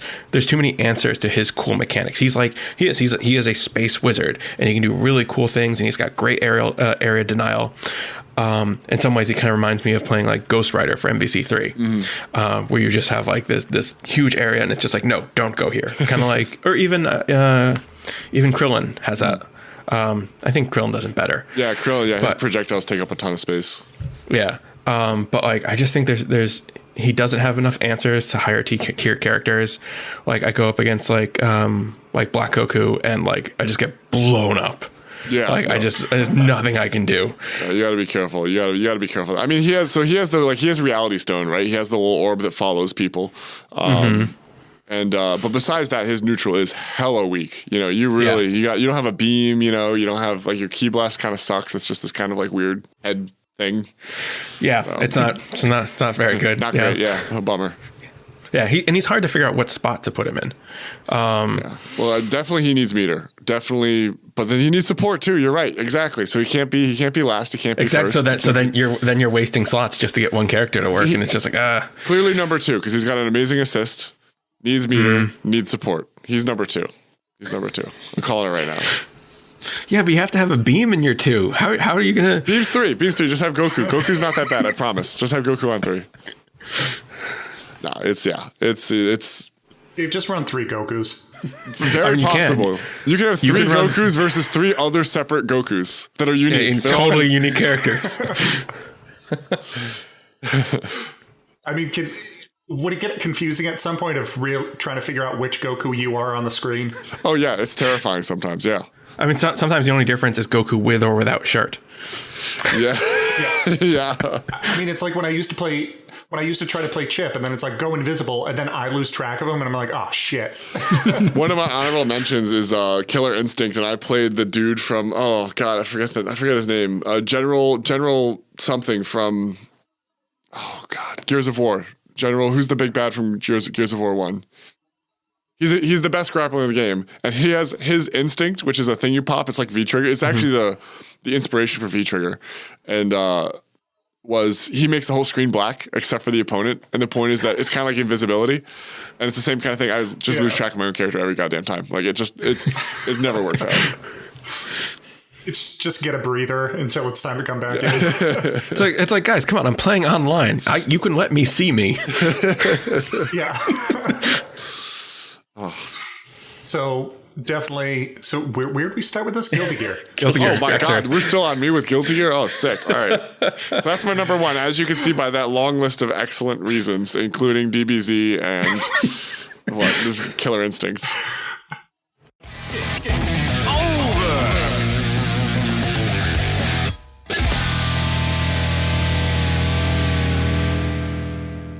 So, Dean, your number 1 fighting game of all time.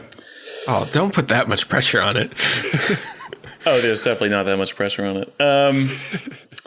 So, yeah, my all-time, it's Street Fighter, the movie, the game. No. I love photorealistic capture. Was there any, but side note, they just tried to copy the exact game but just make them photorealistic, like compete with Mortal Kombat somehow for some reason? Was that the reason? No, for that it was game? It was different mechanically too. Well, because they had to match the hitboxes to real people. But obviously, it was some kind of mechanics, but they just tried to copy and paste it. Anyway, I'm not going to get into that. That's not my answer. We don't have to belay on my answer too long because it's Mortal Kombat 2. That's my top fighter of all time.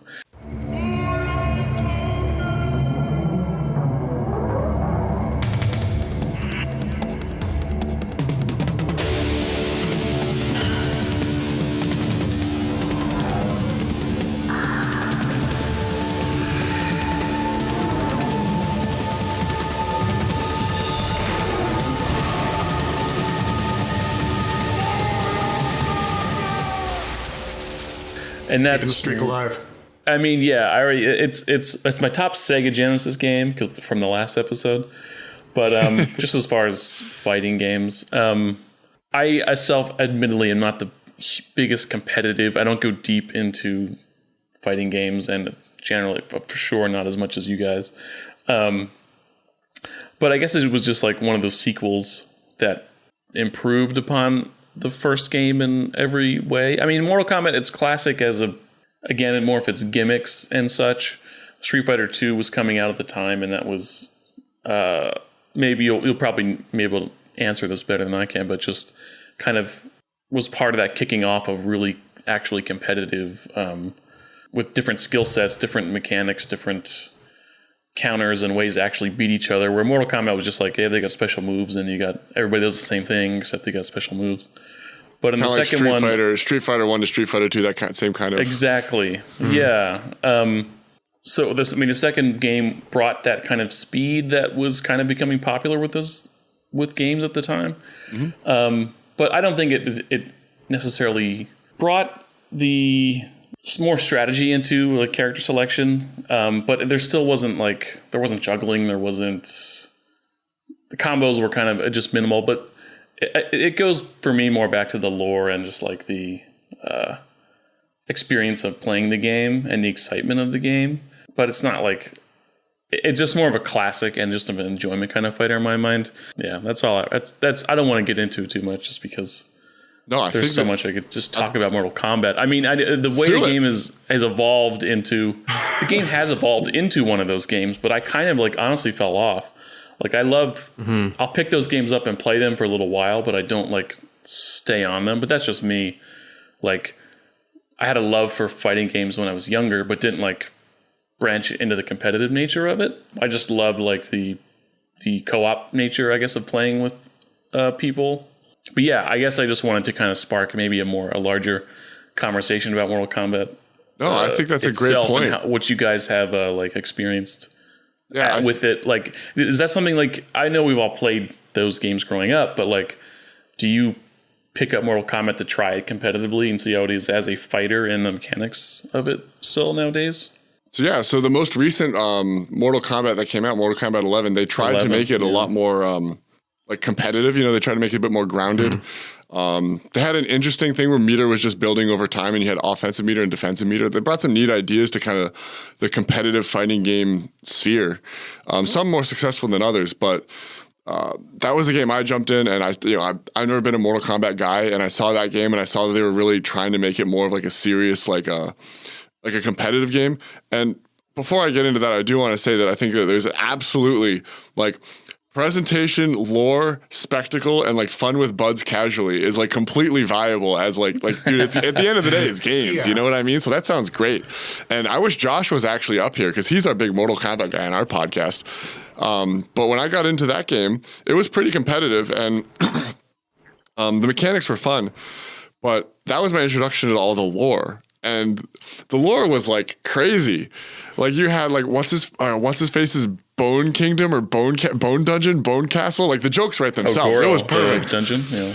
Well, there was it was it was some guy from one of the later games where he was this necromancer, and he was my Bone Castle, and it's okay, all right, Chief, I see where you're going. I see the jokes write themselves. Like I said earlier, it was there's some really cool, and the spectacle is so good. So I played Jack, and he has a version of multi-grabs in Mortal Kombat 11. So he has a grab, and you can burn meter and time it right to extend the grab into another grab, and then burn it to extend the grab into another grab. And it was the hypest thing I've done in my life. I was over there screaming in my face. I'm oh, get him! There's dude, there's some good stuff in those games. That is one thing I appreciate playing that game specifically. Maybe they started this with X or not Injustice, 9, 10, 11, the more recent Mortal Kombat games, but playing through the story is their version of the tutorial and introducing you to all the concepts of the game. And I guess for somebody like me who's more of a novice at fighting games at large, it's cool the way they introduce the moves and the systems of the game throughout the story mode, which is what attracts me I mean, it's a fun story. And despite like the nonsense that is Mortal Kombat's story, it has the most well put together story. I can't remember in what game they started it, but when you do the story mode and you switch characters, and the story mode is just literally exactly. Here. I know they here's had the narrative. I know they had that in 9. Yeah, so I think at least that might be the first one, and like it's like this is the story. It's not just like, hey, I'm playing a Scorpion and he kills Shao Kahn. Like the arcade ending. Yeah, like they totally did away with that and decided like, no, we're gonna have a real narrative experience. I can't think of another game that is that true to their narrative experience. Like, if you look at Justice. if you look at DC versus Mortal Kombat. I was like, if you look at like, or you mean ones that aren't made by the Mortal Kombat? Yeah, those are cheating answers. If you look at Street Fighter, like I don't know who won, who killed M. Bison. I don't know. Also, like, somebody? Who cares? They don't make you care in those games. It's like he's going to be back in the next one anyway, so like it's like doesn't really matter. But Mortal Kombat, they made that conscious decision at a point where like, you know what? No, the narrative is going to be really important to these games, and that's going to make like something that really stands them out, and it does. Like, oh, you can go.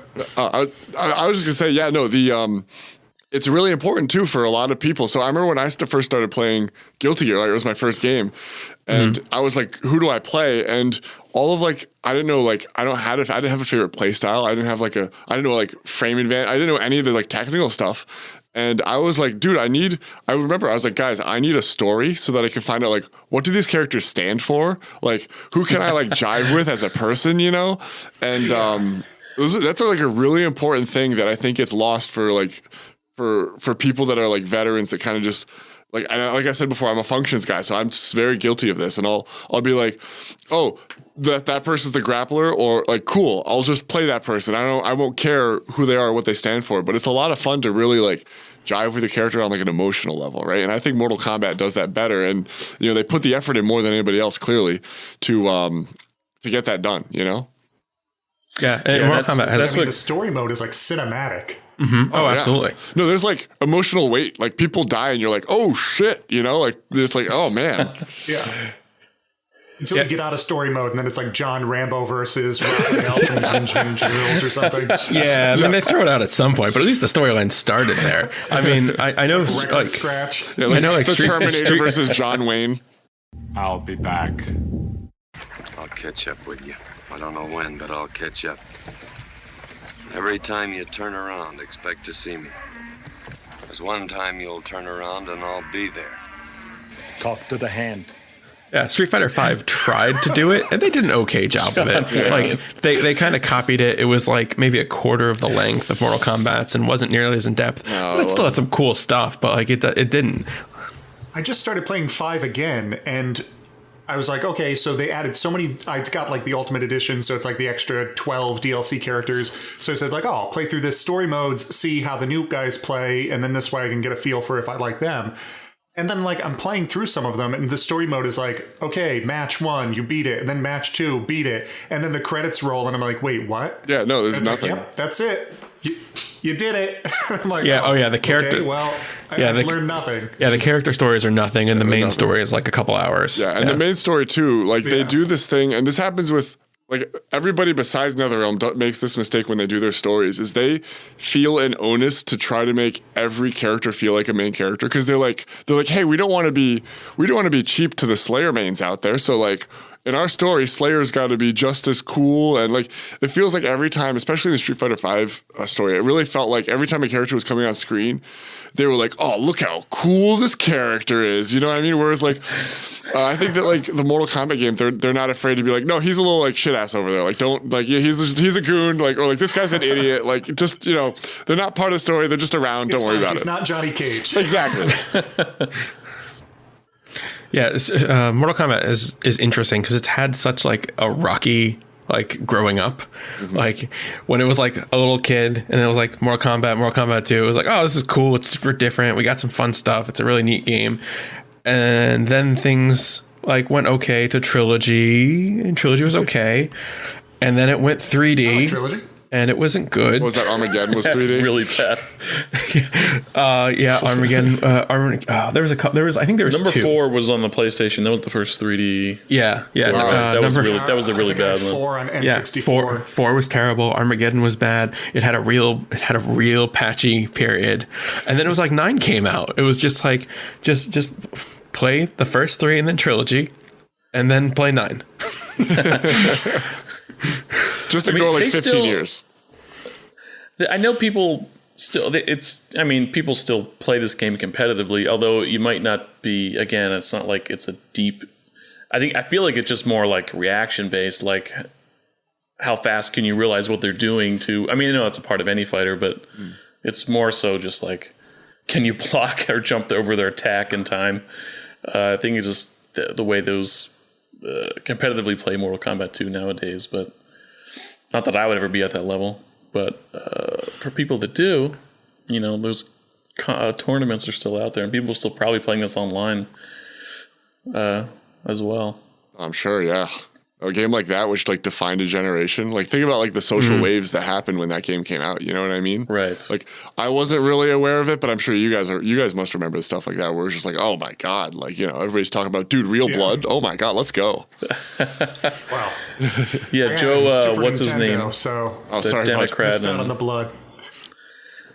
This and all that sweat. This and a. Night Trap on Sega CD spawned the whole violent video game. Yeah, violent and sexual video game. Oh man, that game was so violent when they pushed people in the closets full of smoke. So violent. I think it was more so like the sexuality. FMV games. But yeah, Mortal Kombat. That'll always be Mortal Kombat 2, special place. Mortal Kombat 2.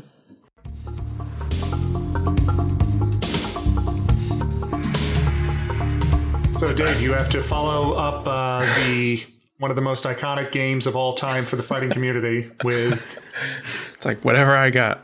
It's so Shaq funny. Fu. Like I'm now like getting into like my number one, and I'm just like, man, just like scratching this. There's so many games I'd like to talk about. Yeah, no, I agree. And I'm just like, oh man, there's this one, and now I'm like, I'm gonna say this, and I'm like. I mean, there's other games I'd rather put here maybe, but like I really like this one.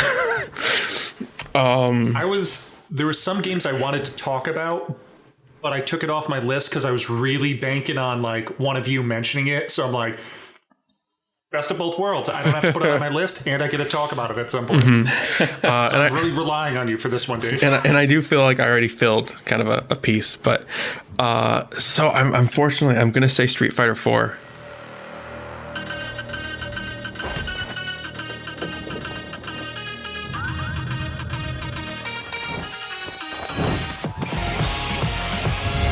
Street Fighter 4.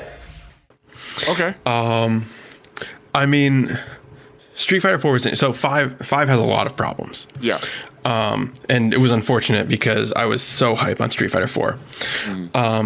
And it's funny, I want to talk about Street Fighter 4, but in the back of my head, I'm like, oh, you should have probably said Third Strike. But Street Fighter 4, I absolutely loved. So Street Fighter 4 was both a graphical and mechanical big step for Capcom in terms of trying to do something very, very different with the series. This was the first time they were doing 3D into 2D space, which we still hadn't seen much yet. Mechanically, I think something that Capcom has done really well with Street Fighter franchise in general is their footsies. And despite how much I do like hyper fighters in a lot of ways, I think footsies is such a fascinating kind of part to design a game around. And Sam, kind of like how you said kind of way early that like how fighting games are basically just a card game just played live that no one notices. Was that pre-recording? I think that was like we weren't even recording at that point. Oh yeah, I think that might have been. That was when we first jumped on. Yeah, this is when we were shooting the wind here. Oh yeah. We were chatting the Street Fighter card game where you both play a character and use abilities and attacks to kind of get priority back and forth. So check that out, everybody. So you have a Ryu deck, or you have like a Akuma deck, and it'll be like standing medium punch. That's the one I want to do right now. Yeah, and like seeing, and especially when you see it dissected into a card game where they break down priorities and frame advantage, like it really is like when you're playing a game that's really, really heavy in footsies like Street Fighter 4 is, you're really playing these unseen mechanics, and you're really playing this, basically this like card game against your opponent, where you're trying to, based on what they're doing, you have to do this and you have to know this, and it was such like a tense game at times, where like watching like Daigo in like Evo His finals. Evo Ryu, yeah. Yeah, and he just like, you're like, oh man, things are getting really tense, and then he just does like a neutral jump, and you're just like, wait, why? Yeah. You're like freaking out. Why did he do that? And he was like, well, technically, in this given point, this was the best thing to give him frame advantage based on what his opponent could do at that range. Yeah, and lowest risk, highest reward. Yeah. Exactly. So you're like breaking it down, and like you're doing things with your character that don't seem to make any sense, but it's because you're looking at the opponent and thinking about everything that they can do at that point and what you can do to be the safest that you can. And I thought that was fascinating. Now I say that, and the way I played, or just threw that all out. Yeah, and didn't matter. Fuerte over here. Because I played El Fuerte, and I played Ken as a rushdown, which didn't make any sense. That step kick was hell on earth. Oh man, it was good. It was real good. That was such a dumb move. But like, yeah. So I played Ken a lot, and then probably like halfway through its life cycle, I switched to El Fuerte when Ultra came out. Because when Ultra came out, they gave El Fuerte his stealth body slam, which was my favorite thing in the world, because you had El Fuerte, who's this stupid character who does all of his specials off of a run. So he had an input, which was literally just run in a direction. And then you could do an input to do one of like 6 moves. And they were all unsafe, meaning that they could basically be countered by anything. But it was a matter of can your opponent guess what unsafe thing you're going to do? Because if they can guess it, you're done and you're going to get blown up. But if they don't, then they're going to get blown up. Dude, living life by the 50-50. Yeah, they get hit. It's roulette fighting. Huge risk, huge reward. And that made El Fuerte really, really fun. And he was really dumb and awesome. But like, they gave him this stealth body slam, which was basically, they gave him a charge move that you could just hold indefinitely. So like, you would literally start the match, prep his charge move, play, do whatever. And then all of a sudden you have this body slam that had an iframe on it. And if you EX'd it, would bounce them off the wall if they were in a corner. And then you can just go into like an air grapple, and it was great. It was so good, and El Fuerte was just so bonkers, and I had so much fun with him. And Street Fighter 4, after playing Marvel vs. Capcom 2, was kind of like the next time I returned to playing really competitively and going to tournaments. It must have felt like a breath of fresh air too, going from that super chaotic, you can't really think. Like, I feel like in MVC2 you're playing with like you are trying to impose your game plan on the other person. It's hard to react to what they're doing, because it's hard to react to anything because it's so fast. Whereas I feel like you get a lot more of a dialogue with Street Fighter 4, where it's like, I'm looking at what he's doing and I'm adjusting real time. I don't want to speak out of turn. I haven't played much MVC2, but when I watch people play, I'm like, there's no way that they're like, like playing footsies right now. They're flying around and throwing buttons out. It's true. It's like your whole game plan of MVC2 is, how do I get in and not get blown up? Yeah. And then how do I blow them up? Because like I know what I'm going to do. I just have to figure out how to get in. Mm-hmm. Remember MVC2, the entire thing was just like, I need to get your feet off the ground. And then that's when all my stuff can start. Because it really is. It's just how does this character get in on this character? Then, I'm going to throw like my B&B, and then my air, I'll get my air combo going, and then I'll switch characters and do like a switch into the continued air combo, and just like, as long as I don't drop, I win. And that was, there were certain characters that excelled like that. Like Cable had an infinite combo. So if you get launched and Cable's out, you're done. Like, you just put your controller down. The best thing about Cable, just to illustrate this for the listeners. So Cable has he has this move where he's midair, he can shoot his gun. No big deal, right? But there's a glitch in the game, like Dave said, it's a glitchy game. there's a glitch where if you kill somebody and the next character is coming in from the side of the screen and you shoot your gun and you meaty the bullet, so you have the bullet is overlapping with the character model the moment they come in, it's unblockable. And he can combo that into what's called the Hyper Viper gun. I forget the specific name. It's it's a Hyper Viper. And if you do it in the air, it's called Aerial Hyper Viper. And the thing about doing it in the air is its cooldown is reduced, the recovery of the move. So you can combo it into itself.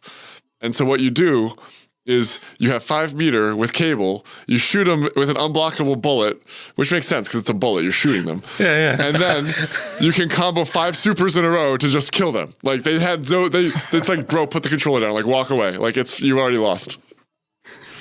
I remember MVC2, I had a friend who his entire team was Mega Man, Cable, Cyclops, and it was just spamming projectiles. And then if one died, spam projectiles. And if the bar gets up, it's just triple, like the triple hyper or whatever, where all 3 come out. And then all of their abilities are big projectiles. So it just take up the screen. I mean, I have to admit, like MVC2 had like a great roster, and like I will admit that I would play joke team sometimes. Like I would play what I called the Red Army, where I would play. No, it was a Colossus, Omega Red, and Zangief. I forgot Zangief was in that game. Yeah, just go full Red Army, just 3 big Russian guys, just jump in there. I feel like nowadays your MVC2 playlist would put you on a watch list somewhere. Yeah. But yeah, so moving from MVC2, which was kind of janky, super fast, and then all of a sudden like Street Fighter 4, and it's like, oh, like slow down, really, really think. Jab or not to jab. Yeah. Jab or not jab, jump or not jump. Yeah. Was that the first one that introduced like the hyper armor and whatnot? So there's so focus attack, so it brought in focus attacks. It was the first one where cancels were really relevant and widespread. Mm-hmm. Like you could EX cancel all over the place. I especially liked with Ken was really fun with EX cancels, because depending on what strength of Shoryuken you did, he had different speeds. So you could EX, you could do an EX heavy Shoryuken and then cancel a medium and then do a light and then do an ultra. So like there was a ton of like, cancel shenanigans in it. Yeah. That once like the footsies ended and you got in, like you could do a decent amount of stuff, even though it was more of a combo light game. But there was a ton of really fun things. There was a lot, but then again, like it was a lot of priority stuff. Mm-hmm. Thinking about fighting like, Sagat for a while was really broken because he had super high priority and everything. Sagat, terrifying. Vanilla Sagat was oh my terrifying. God. So much damage on everything. And you could never get in. Tiger Knee was just like, I remember sitting down and playing one day with one of the other hosts, Nick, and I was just like, just pick Sagat. I'm going to pick Ken, and I'm going to see if I have anything that beats Tiger Knee. And the answer was no. That's such a heartbreaker. So just like throw out high and low, tigers. If they get in close, just throw a knee. Doesn't matter. You got it. 10-0 matchup. 0-0. Oh, it's terrible. Yeah. Super Footsie is really a game that really kind of got into your head and wasn't super button dependent, but had a bit of that once you got in deep. I thought what it did a really good job. So you can see this kind of funny progression, because you have Street Fighter 2 came out. And in Street Fighter 2, spam is the name of the game. It's the only game where Ryu is basically a zoner. His Fireball game is one of the best ones, right? And a lot of people like that game for that reason. And it basically never comes out like that again. So there's a lot of like Street Fighter 2 vets that are like, dude, Street Fighter 2 ride or die, because spam is the name of the game. But most people did not like it, right? Because it's from like now you're from game design, Dave. You might you might be familiar with this, but there's like the engagement factor, right? So if you're dealing with spam, it's a lot of walking forward and blocking, not really engaging for the other player, and it's kind of brainless for the person doing the spam. So Street Fighter 3 famously introduced the parry as an answer to that, right? So the idea was, if you know an attack is coming, there's no reason. Like if you know for a fact it's coming, you should not have to deal with it. It's the onus is on your opponent to be unpredictable enough that they don't have to worry that you shouldn't have to deal with predictable moves that you have to respect. But that, I mean, is part of the reason Street Fighter 3 is great, especially Third Strike. It's also introduces a ton of problems. It's to input it, you just press forward within a certain amount of frames. And because moving forward has no startup or no cooldown, it just opens this door for a million option selects that you could possibly do. Like, it really breaks down footsies, not in a bad way, in a potentially extremely interesting way, but it's just a very different way. And a lot of people didn't like that either. And so the focus attack was the new answer to that, which was a little more lenient and a little more, I felt, less meta defining, although still very powerful. I thought it was a lot more nuanced of an answer. That was the big Street Fighter 4 thing for me. And also I think Street Fighter 4 had the best round limit, like timer, of any fighting game I've played, where it felt like it had because a lot of fighting games nowadays, you don't think about it. Like, when was the last time you thought about the timer in DBZ Fighters? When was the last? Never. When was the last time you were like, oh, I can zone this guy out and win on time? You know what I mean? At that point, why even have a timer, right? Like, this should be a factor in the game. And I think that Street Fighter 4 did a great job of, if you were a pretty good zoner and you outplayed somebody trying to get in, the timer would be a factor in like 90% of your matches. And nobody talks about that anymore, so I wanted to give it a little shout out because that's something important. Yeah, that's a really good point. You'll see a lot of high level matches that go to time. Yeah. Simply because of that. Because there's so much thinking about priority, thinking really, really deep into, what your opponent could potentially do versus what you can do, that, like, yeah, you can totally just zone them out for the rest of the game. And it looks really weird because you'll have someone in a corner and then someone who's just kind of standing mid screen. Yeah, and like and then just like timer goes because he threw out a couple of Hadoukens and you're like, what? I don't understand what happened. But like, that's how that kind of game plays. Yeah. And it's sometimes it's almost as confusing as like super high end hyper fighters where it's just like things are going crazy. You have no idea what's going on. But it's just like a very slowed down version of that. Also the roster too, by the end of the life cycle of that game. Like, Street Fighter 5 is on its way out. I think there's talk of Street Fighter 6, rumors of it being like 2022, something like that. Or 2020, it might be 2024. We still got some time, but it's on its way out. And the roster now is not the same as it was in Street Fighter 4 at the same point in its life cycle. Yeah. And I don't think you can see that. You'll see that in team-based games where you had this huge roster, but you don't really see it in one-on-one games. And you had an insane amount of players, an insane amount of characters. They all controlled differently. That's another thing we lost too, coming from that, is you had, like, pianoing was an input style in that time, right? So for listeners that are unaware, if there are some moves, like I think Lightning Legs. I wasn't a Chun-Li player, so I don't really know. But I think Lightning Legs was you have to hit a heavy kick 5 times. You know what I mean? And so the way to hit heavy kick 5 times, like, it was designed to be a button mash kind of thing. But the way to do it competitively in a reliable way was to just piano your fingers across it. So it's like five times and it's good to go. And it was just like a different way to kind of spice up characters. And you don't see that anymore. You know what I mean? Like, Bison in Street Fighter 5, love the guy. Frame Advantage is my friend, but he's got a bunch of quarter circle moves. He's not just charge character. I know. It's different. They totally changed him. I know at least one very angry Bison fan who's just like, what do you mean I'm not a charge character anymore? I did want to go back one thing you said about Street Fighter 2, and like, there's a huge community around it, but it's so interesting because it is a spam game, which is really, really weird. And in some ways this kind of touches a little bit on like Mortal Kombat 2, which kind of had that thing, that a bit of that same thing where it's kind of like everyone had the same normals and then special attacks. And it's interesting, and I think it's interesting because like with Street Fighter 2, you're dealing with a lot of While you're thinking about this, I'll talk about how in depth the spam is so that people can understand it. So you have this. Street Fighter 2 is the only game I know of where people talk seriously about frame trapping with fireballs. If you do a light from a certain distance as Ryu, if you do a light fireball which travels slow, and then do a heavy fireball, you can frame trap with fireballs. And because of the power of spam, it's a viable strategy. People will get hit by this frame trap. And so what that means is the first fireball hits, and then there's a gap of enough frames in between that fireball and the next fireball hitting, enough frames for you to think about committing to an attack, but not enough frames for you to actually pull off anything meaningful. So if you try to jump, you'll get hit. You can't block. If you try to put out a little punch, you'll get hit. You can't block. If you try to throw out your own fireball, you'll get hit. You can't block it. So that's what a frame trap is. Frame traps are usually in the context of close range fighting. So like a button will be plus, and then they throw out another button. That's a frame trap.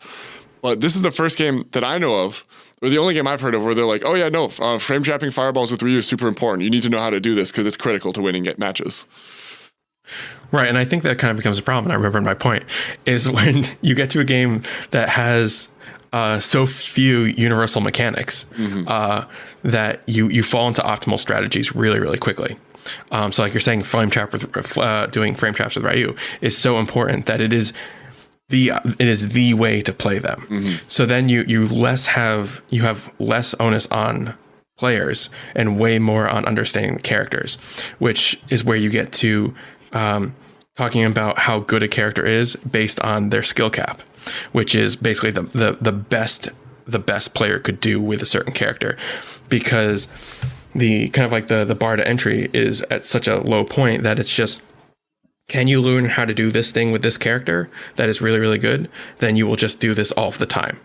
And that just means that this character is this good regardless of who's playing them. Yeah. So just learn how to do this thing, which I can see some of the enjoyment in being able to master a character and do the thing that they do really well all the time.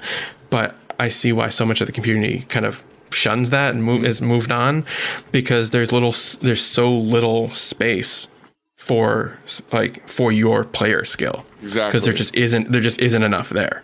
Like there isn't enough there, so you find the optimum path on how to play a character, and then you just do that. And then it's just a matter of like, can I get these button inputs right? And I mean that's kind of where spammy gameplay comes from. Yeah. Is that you find out what's the best thing to do, and then you just do it because it's the best thing. No, I'm a big hater on that. For one, it takes it from especially if it's a technique that's so optimal that it takes the opponent out of it, it turns a fighting game into a rhythm game, right? Like, so I know that T-Hawk against E Honda in Street Fighter 2 has, like, if he gets him in the corner with a grab, it's like, no, you're dead. Like, he has a way to just re-grab you 100% reliably. You know what I mean? At that point, it's a rhythm game, right? And like you said, when there's one optimal strategy, you stop learning, you stop growing as a player, because it's like you did it. You reach the limit of the character. You don't need to learn anything else. But also something else that I think is a really important hallmark of a good fighting game is you lose your ability to express yourself as a player through your character. I think nothing's cooler, and this would happen in Guilty Gear all the time, and it happens in Melee too, which I should give Melee a little respect, but I'm still salty enough to say it's not a fighting game. But you can watch people play, and you won't have face cams or anything, and it'll be like, oh my god, that looks like Hase's Slayer. You know what I mean? Just because of the way that he uses moves in certain ways, right? Like, if I ever make it big in Guilty Gear, people will say, wow, he pile bunkered out of nowhere and RC'd it for like 80 plus frames. That's probably Sam. Because it's just the way that nobody else plays like that, because it's, not the best way all the time. But it's the way that jives with me, and it's powerful enough to win games, and the game is deep enough that the optimal gameplay isn't, super clear. I think that's really important for expressing yourself through the game and having a dialogue with the opponent. You know what I mean? Getting a sense of who the other person is just through fighting them. That sounds poetic, but it's real. I mean, especially when the fun thing with fighting games is like getting that connection with that specific character and kind of make it your own. Because like, Dave, as you said, like your Ken with your rushdown, I can look at a screen if you're not there online, and I know that that's your Ken compared to anything else. Exactly what I'm talking about. Like, I played Ken for a bit up until I played against your Ken, and then I just hung up my Ken. But, like, there's been a lot of that over the years, especially with Street Fighter 4, because that's what got me back into fighting games. And then between you and Nick with his Bison kind of almost broke me on fighting games for a while until I finally realized, like, I should stop playing Ken and I should just start playing Guile, because play the one I'm better at, don't play the one that I like more. Oh no! Which also then turned into Chun-Li, because it was Guile, and it became a job. 5, it became Chun-Li. It became a job. Like Rushdown Ken in 4 is real, and it's real bad. It's terrible. It's real unsafe. There's a reason they never brought that step kick into 5. It's just the most abusive poke in the game. Well, because I saw it and I was just like, oh, I could build a Rushdown character around this kick. Oh man, he can carve throw you from like 3/4 screen. It's ridiculous. He can't actually, but that's what it feels like. I know it's so good, and it's so not the meta of Ken and 4, and it's super risky, which is then where El Fuerte came from, because I liked playing Ken really, really risky. So I was like, what's the riskiest character I can play? I miss what was the guy with the ridiculous like hair? He was like the Muay Thai guy with the long nose. He did like the Jaguar thing where he like bounces from the back of the screen. He was like Vega? If you combined Vega and Sagat, because it was like Muay Thai that kept bouncing back and forth off the screen. But I remember for a while I ended up making him my main, but he's kind of like a 2-trick pony because he only has I think like 2 attacks, and it just like changes the. Adon. I was thinking Adon. I was waiting for an opportunity to shout it out. I didn't want to get in the way of what you're saying. It's like I loved him, but like. It was one of those things where I win a couple matches, but it's just, if I play against anybody with consistency, after like 4 matches, they've seen everything I can do, and it's like, yeah, that's it. Like I can beat you forever now. Adon and El Fuerte live in the same box in my mind. they're buddies over there. Well, so that's the thing, and kind of going back to our last point about like with spamming and optimal strategies. I think one of the reasons I liked El Fuerte, whereas like when you're talking about like character tiers, which I know can be pretty objective at times, like you talk about the actual characters, the actual quality of the character, which is like how safe are their moves, what's the range on their normals, how many iframes do they have, what's their priority.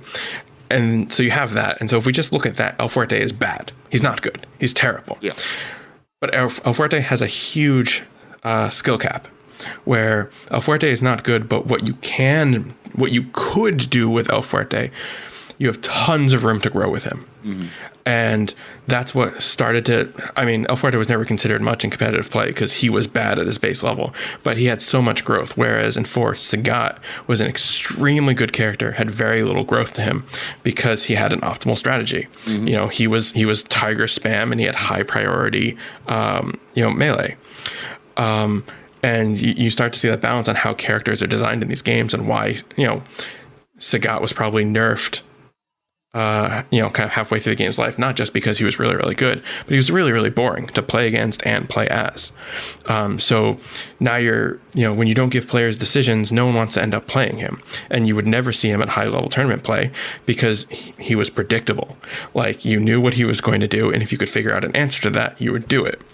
So it ended up not working, and they had to rework his whole design. So you're saying Sagat's primed for a comeback? Sagat's in 5, isn't he? Pretty sure he was DLC later on. Yeah. Yeah. Yeah. He has it blows my mind that somebody like a staple like Sagat or a staple like Guile weren't in the base game and had to be added as DLC later. Yeah, it's a little salty. I mean, we as consumers have to take ownership over what we decide to buy and not buy. And I can tell you right now, I'm the biggest whore for Guilty Gear. I tell you, Rev 2, I bought like I didn't even buy the upgrade. I bought the full version of the game because I wanted the case. So like, I can't sit here and complain too much. So Dave, after COVID's all said and done, we'll break out Street Fighter 4 again to play in person. But in the meantime, we'll have to do fighters online for something to do then. I mean, El Fuerte's coming. Just his little ha-ha, ha-ha. I'll see you guys at Strive. Strive will have GGPO, so we should be good. I'll bring back Adon. Just take that shit on the road. So Street Fighter 4, like I have a lot of respect for the game because that's the one I remember got me back into fighting games and kind of carried things from there. And it's hours on hours of fun between like all of us playing around with it. I don't think I'll take it online. I'm not ready to get humbled like that. That's the thing that's tough too with a legacy game like that. It's like, yeah, good luck. These guys have been playing. Like people that are playing Street Fighter 4 online right now are like, oh yeah, oh dude, forget about it. Especially so like Street Fighter 4 was supposed to be a easy to enter Street Fighter. It was supposed to be like a beginner friendly Street Fighter game, but people just found all this stuff, and it became like that became like the king of like one frame link games. I can't think of a popular game that has as many one frame links as Street Fighter does. Some of the characters, it's like every B&B has like one or two back-to-back one frame links. So those people are going to be getting those links, and you're just going to be over there like, oh, I hope I can get my DP motion right.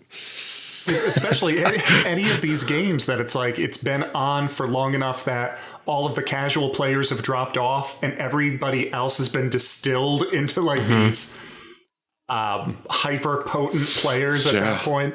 It just happened to me today. Right before this podcast, I was playing, like I said earlier, I was playing them Fighting Herds.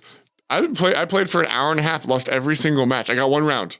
Oh, I got bodied. And I feel to my core it's that I chose a bad character, but I know with that's what my heart feels. But I know with my brain, I'm like, no, dude, you just suck. There's no way you just happen to choose a bad character. But oh man, so yeah, when you get these distilled tiny communities, you got to be careful about taking it online. That's why you can't break into that Shrek wrestling scene. It's God, you can't do it. Dude, anybody that's playing Shrek wrestling after all these years, that's like the apotheosis of the gamer. That's like a whole nother level. 3, 2, 1, 0. Game over. So I guess that brings us to the number one game for me. This actually was originally a Dreamcast game, so this was up your alley, Dave. And then it later, in 2001, ended up getting ported over to PS2, Xbox, GameCube. Capcom vs. SNK 2. Hey, one of my honorable mentions. Capcom.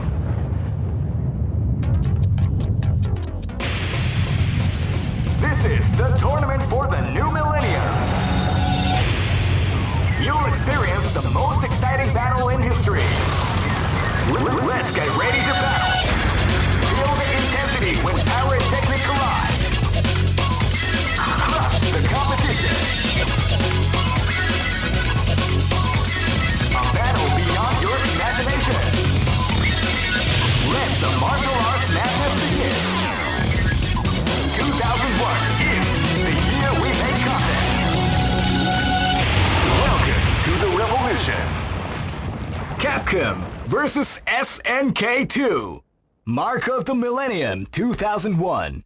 So this was actually the one I mentioned before. Hideaki Itsuno, who did Power Stone, also created Capcom vs. SNK 2, which I think he also came in on the back end of Devil May Cry like 2, 3, 4, and 5. But I guess this was one of the other big ones. But I think this is one of the games that I know I mentioned like Tekken Tag makes the list because of my experience and my life around it.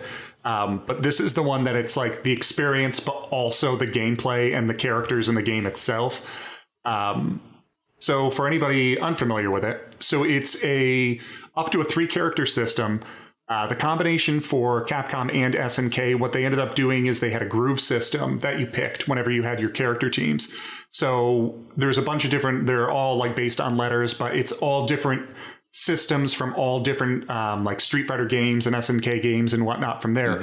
So it might change how your specials charge. It might change like how many specials you can get. It might change, this groove ends up having like guard cancels, and this groove has like an air dash, and this groove has like all sorts of stuff. So you can play the same exact team against somebody else, but if you pick different grooves, it's still going to be slightly different. So the other cool thing was they had ratios, so you can pick up to 3 people on your team and then kind of assign out that ratio from there. So you can decide to either have 3 characters all with equal ratios, so they all have the same power, or you can kind of do like maybe 2 characters with a higher ratio, or you can do 1 character and just put all that power into the one guy and just have 1 monster.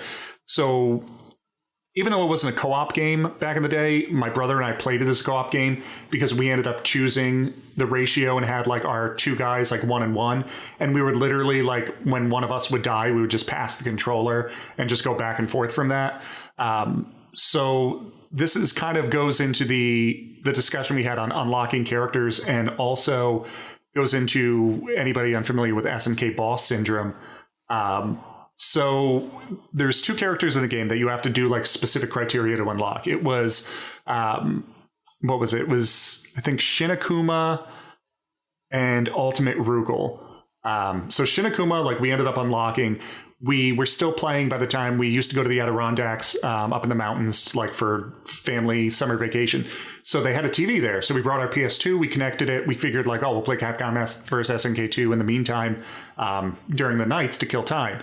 So we finally like accidentally fulfilled the criteria to fight Ultimate Rugal to unlock him. And he bodied us bad. So we couldn't turn the system off because then we didn't know what criteria it was that got us to this fight. Because this was like 2001, 2002. Yeah, no internet. So it's not like we can just like, oh, well, I'll just like check my phone and find out. It's like, no, we're up in the mountains. I can't find out. I was going to say also the Adirondacks. So it was like, I can't just figure out how we did this again. So what we did is we would just like fight him, lose, retry, fight him, lose, until it was time to go to bed. Pause the game, shut the TV off, get up the next morning, play during breakfast, go out for the day and do stuff with our family, then run back inside and just keep getting bodied for like 5 days straight until finally one morning we ended up beating Ultimate Rugal. And it was like the biggest high we've ever gotten from a game of being able to unlock that character because it just took like days of constant fights. So like that's the stuff that I'll always remember from Capcom vs. SNK2. In addition to just like I love the system in that game. All the characters, even though we're Street Fighter fans, that none of us played Street Fighter characters in Capcom vs. SNK2. Like my guy was Rock Howard, my brother was Kaio Kusanagi and Iori. So like none of us ever played Street Fighter guys in it. But that's, if they ever make a remaster of that one or they bring that one back out, that's the one that I'm waiting on from there. Yeah, I think that one's. I think it's an incredible game. For one, like the style is off the charts. It has a very unique kind of UI that you don't see. Like you don't see that anywhere, and it's never coming back. It almost has like weirdly realistic portraits. It kind of weirds me out sometimes. Like if you like the Blanca portrait is like, oh my god, that's a dude. Like, oh, what's wrong with him? But also, like you said, there's these different grooves, and the grooves are incredible because, like you said, it's like a different grab bag of mechanics from various games and a different meter system. Like there's one where you get beat up, it has the POW system, right? So you get beat up enough and you go into power overcharge mode and you're flashing red, you do more damage. You have a third strike kind of meter system, which also gives you parries. There's another one that gives you runs, and runs completely change how pressure works, right? Because you can do micro dash pressure resets. And the best part is all grooves are viable. If you look at the competitive scene, I don't want to say all grooves, but there's a variety. It's not like what you would think would be the inevitability, especially 10 years later or 20 years later. There's not like one groove that's like, oh, it's the right groove. Just pick that groove. All the grooves are viable, and it's a lot of them are competitive and used to this day, and you get the coolest versions of a ton of characters. Coolest version of Bison in that game, dude. Paint the fence. Like you if you watch competitive Bison in this game, it's terrifying. He'll do crouching medium kick into activate for custom combo, which is the groove that people always use with him, and then he'll just do scissor kick you to the corner, and then when he gets you in the corner, it's called paint the fence, where he does this move, and it's like consecutive like 1 or 2 frame inputs where he just like punches you over and over again really quickly, and it does tons of damage, and it looks really terrifying to look at, but it's so hype. Another game where Sagat is super good because he's just like, oh yeah, they kind of fucked him up. They made him more like it's just a Shoto with no weaknesses because all of his buttons are really big. Blanca's really good. There's this one of the grooves has this move where you can roll, and the roll has iframes, but you can cancel the roll a couple frames in to do other things. So roll canceled lightning with Blanca is like super OP. So you just see these dudes rolling for a little bit and then lightning, rolling for a little bit, lightning. It's just, I agree. That game so good, and the soundtrack. Oh, I'm sorry. I love that soundtrack. Don't even get started. It really is in that game. It is such a good game. I'm trying to remember who my team was, but I would always Terry Bogard, Ken, and then either it was Geese or probably Akuma, I think. Shoto boys. Yeah, Shoto. I just love me some Terry Bogard, and it was Mark of the Wolf Terry Bogard. Oh, let's back go. from like way back when with the King of Fighters fighting games. It was so good. It was so good. Such a good game. And you're right. Like the groove system made that game, and the groove system sometimes felt like the concept of like we balanced this game by not balancing this game. Yeah, everybody's overpowered just to have fun. Everyone is overpowered or ridiculous. Like, oh yeah, it's like you want this, oh you get parries. You want this, you get rolls. Like you want this, you get 3 tiers of supers, and it's just like ridiculous. But of course, I'd always pick Terry, so I would always go for the 3-tier supers to get like the full screen clear power geyser. It's like, oh, you think you're safe? Just no. I wish they brought that like idea of like that group system forward from there, because I mean, like at least any of the stuff I've played, I've never seen anything as unique as that. I know like now with the Street Fighter games, you have to like, well, even the Mortal Kombat games, you kind of choose some of your move set changes, or in Mortal Kombat, you can kind of customize your particular character in terms of like his abilities and things like that. But nothing kind of as specific as that groove system. You're gonna hate it, but I'm gonna tell you the closest thing we ever got to the groove system is MVCI's Power Stones. You know, the second coming came down and you guys crucified him again. I don't know what to tell you. So I mean, you guys only have yourselves to blame. MVCI, no respect. That's a good point. I forgot about that. But no, I agree. It really did. I agree. The reason why I don't think we see it because is the reason I said earlier was it's mind blowing that it came out relatively balanced. Like we talk about how everything's overpowered, but like there's still, you feel like there would have been at least 20 years later with the way that like like back when this game came out, people didn't do frame data. It was more like, oh, this move is safe. This move's safe-ish. You know, like it wasn't like, oh yeah, it's +3, you know, or like people didn't do that. You think that nowadays when we have all the data and all this stuff, people be like, oh no, objectively, you want parries or like you want custom combo. And it's just, but no, they're all viable. And I think it's so hard to pull that off. That's why we don't see anything like that now, you know? Yeah. You probably it was just like the right people on that game. Lightning in a bottle. To pull it off. Yeah. And it's, you know, I'll still go back to it and still be like, wow, this is amazing. I bought a PS2 fight stick for MVC2. Or MVC, no, CVS, excuse me. I wish, like, they don't even need to update anything for it. Just, like, drop that game just on, like, Steam or the PlayStation Network or just somewhere where I can play it without having to go back and hook up a PS2 for it. I think I want to say I might be thinking of Tekken Tag. I think one of them, they ended up coming back and doing like a PS3 PlayStation store where you can play it again, but that might have been Tekken Tag. You know, I'm sure that license is long dead, and the people who would organize it now probably hate each other and won't talk. Also, I don't trust the current FGC to appreciate CVS for what it is, because at the end of the day, it's a game where it's like, yeah, good luck finding your combos without like getting really solid links or like confirming 2 shorts into super.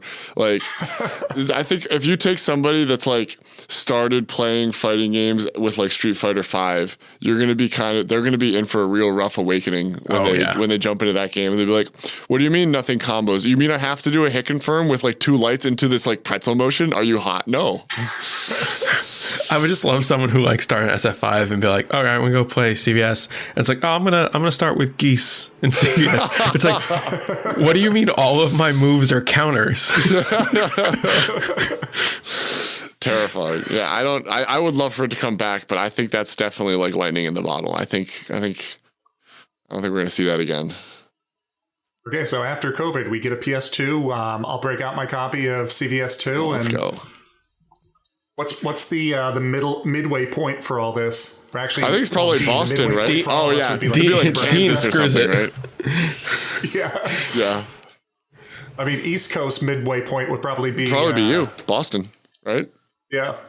Or what's the Northampton over by you, Dave? I know that's a halfway point between Burlington and us. Probably. So between the 3 of us, that'd probably be, well, I think Worcester's probably too far west, but. Yeah, because Sam, you're down in what, Rhode Island? Yeah, right outside Providence. Rhode Island's so small, it's basically 1 point on a map as is. You know, I could like, I throw a rock outside my window, it's in Connecticut. Yeah, exactly. I was going to say, like, Dean seems to skew this because, like, as soon as we say that, it's like, Wisconsin? Yeah, Colorado? Kansas. I think it would be easier for us to just fly you out, Dean. I suppose. So, yeah, I definitely, like, I would love, after all this is said and done, to get back into Capcom versus SNK2, but I feel like that's only possible, like, in meat space if everybody's actually there. Mm-hmm. But as far as honorable mentions, does anybody, I mean, at this point with the tangents in this episode, does anybody have honorable mentions that haven't already been honorably mentioned? I honorably mentioned it, but didn't expand upon it. And I'm sorry, I won't go too late. This is becoming a marathon of a podcast. We just got so much to say on this topic. But I would say Killer Instinct, another game that does not get the love and respect that it deserves. Mm-hmm. So a lot of people when that game I was one of these people. The game came out and I was like, what do you mean I have to play rock, paper, scissors after winning footsies? I should just get my combo, right? So like, just for listeners that aren't familiar, in Killer Instinct, you can do a combo. If you guess the strength of attack somebody's hitting you with in the middle of a combo, you can break out of the combo. And so a lot of people felt like, oh, well, that's bullshit. Like I got the hit. I get my combo, you know?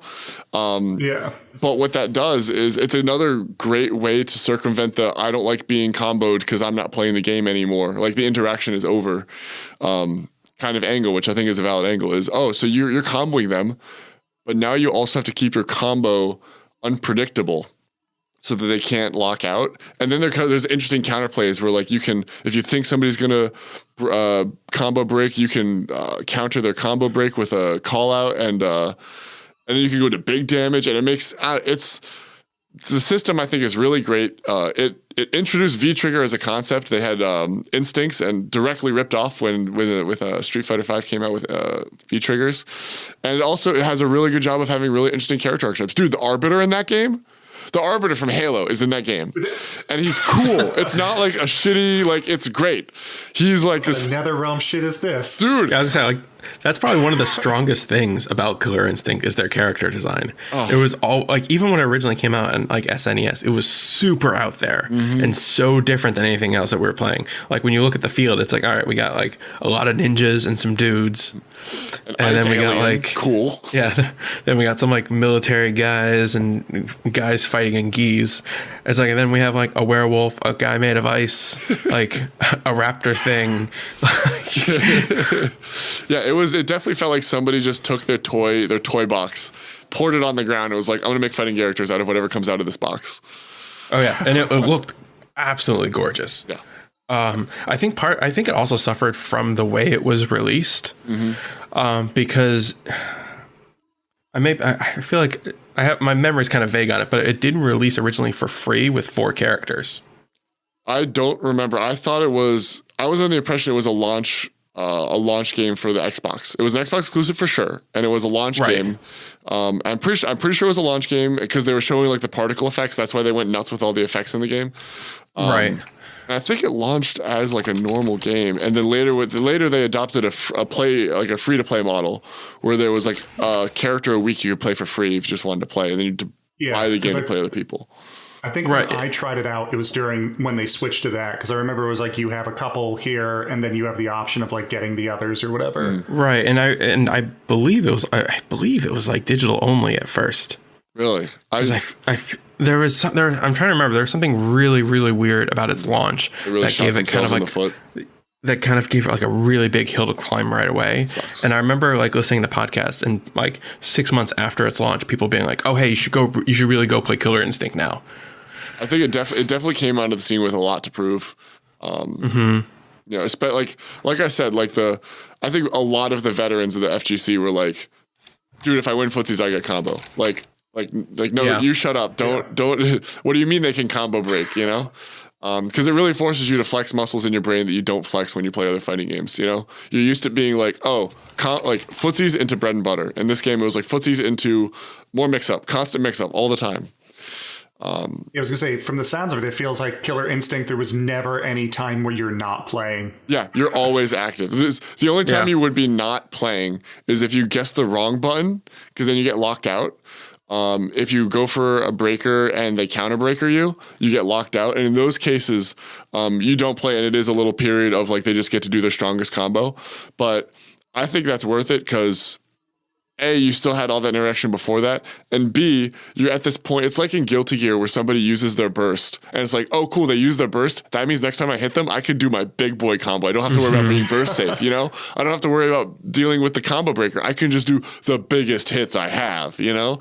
Yeah. And so that's how that worked, and yeah, it's great for that. So do you still play Killer Instinct at all, or? No, I wasn't big brain enough. I played it a bit. I think part of it too was I played General Ram was his name. General Ram, Raam. And he was either the worst character in the game or the best character in the game, depending on his position on the screen. So it was high highs, low lows. I asked a lot of myself trying to play that character. And it really does make you think constantly. Your decisions per second over a time consistently is higher than any other fighting game I've had to play. So it was really hard for me to get in. Plus, I jumped in late too. I jumped in when they did the free to play thing. I bought the game anyway because also the dude that does Doom, Mick Gordon, made the soundtrack. So it has dude, the main theme is banging. Oh, it's so good. It slaps. Check that out on Spotify. It's so good.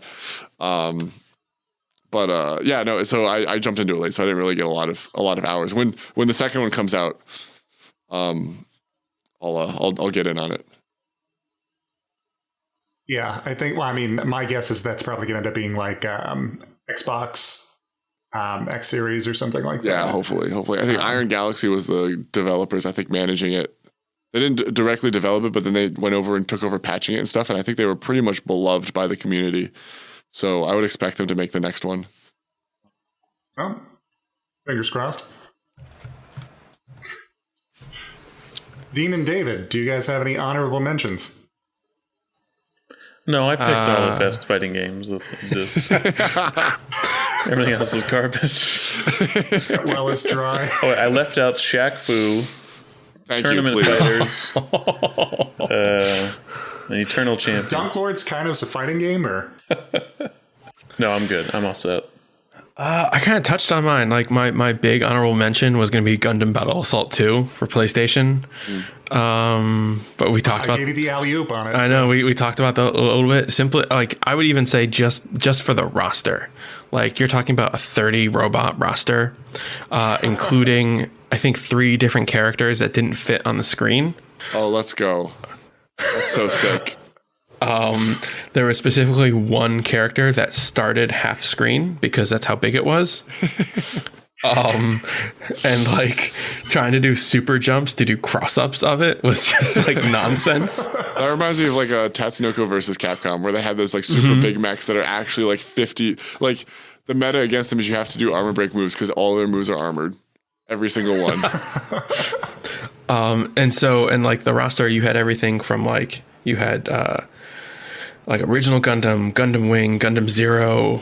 Like they had at least 2, I would say, from every Gundam series at the time. So if you're a Gundam fan, like super into it, like I said, it's kind of like if you mixed footsies with a Hyper Fighter.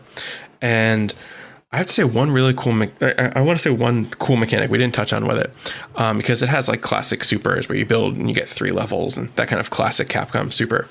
But they all had these like secondary guns they could fire, where it was like their super weak gun that like shot from the sides of their heads. And it was like such the Vulcans. Yeah, so it was like it's just a tag. Like it does barely anything, but you had an ammo limit on it. And it would function both as a combo extender and an interrupt. Oh, cool. So it gave you this really neat play. And since it was a limited resource, you had to play out how often you were going to use it and where you were going to use it, because it was so important as both a defensive and offensive ability, where like you can decide like how far I'm in a match, like oh crap, I dropped that combo. It's like, well, I could fire and then maybe pick it back up, or do I let it drop and like get safe? And then I can keep going into it. Mm-hmm. It made some really interesting decisions, and also kind of played into that, like letting the timer go play. Like sometimes if you can get advantage, you would just drop into a corner and you could just space them out by just like locking them out by firing your gun and keeping them at bay if you manage your ammo well enough for the rest of the round. So it was a really neat mechanic, making it a limited resource and like just making it like a really simple tag like that.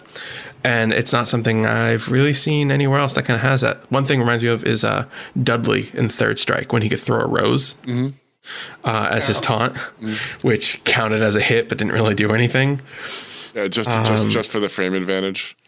Just for the frame advantage. I think Sean's basketball did it too, but it wasn't as good. No, it wasn't. Because it went too far. Yeah. Yeah. So kind of a little bit of that, but it was a cool mechanic. And yeah, it was a game I super stumbled upon because I thought Gundam was cool. I'm not going to get into my honorable mentions just for the sake of time here, but it was MVC2, Guilty Gear X2, Street Fighter EX3, Street Fighter 4, but the ones that we didn't talk about was Virtua Fighter 4 and King of Fighters 99. All right.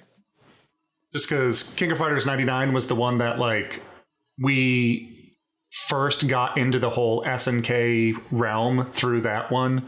And then Virtua Fighter 4, my father actually got into that one first because he ended up buying it. And then he became, I think it was Shun Di, the drunken Kung Fu guy.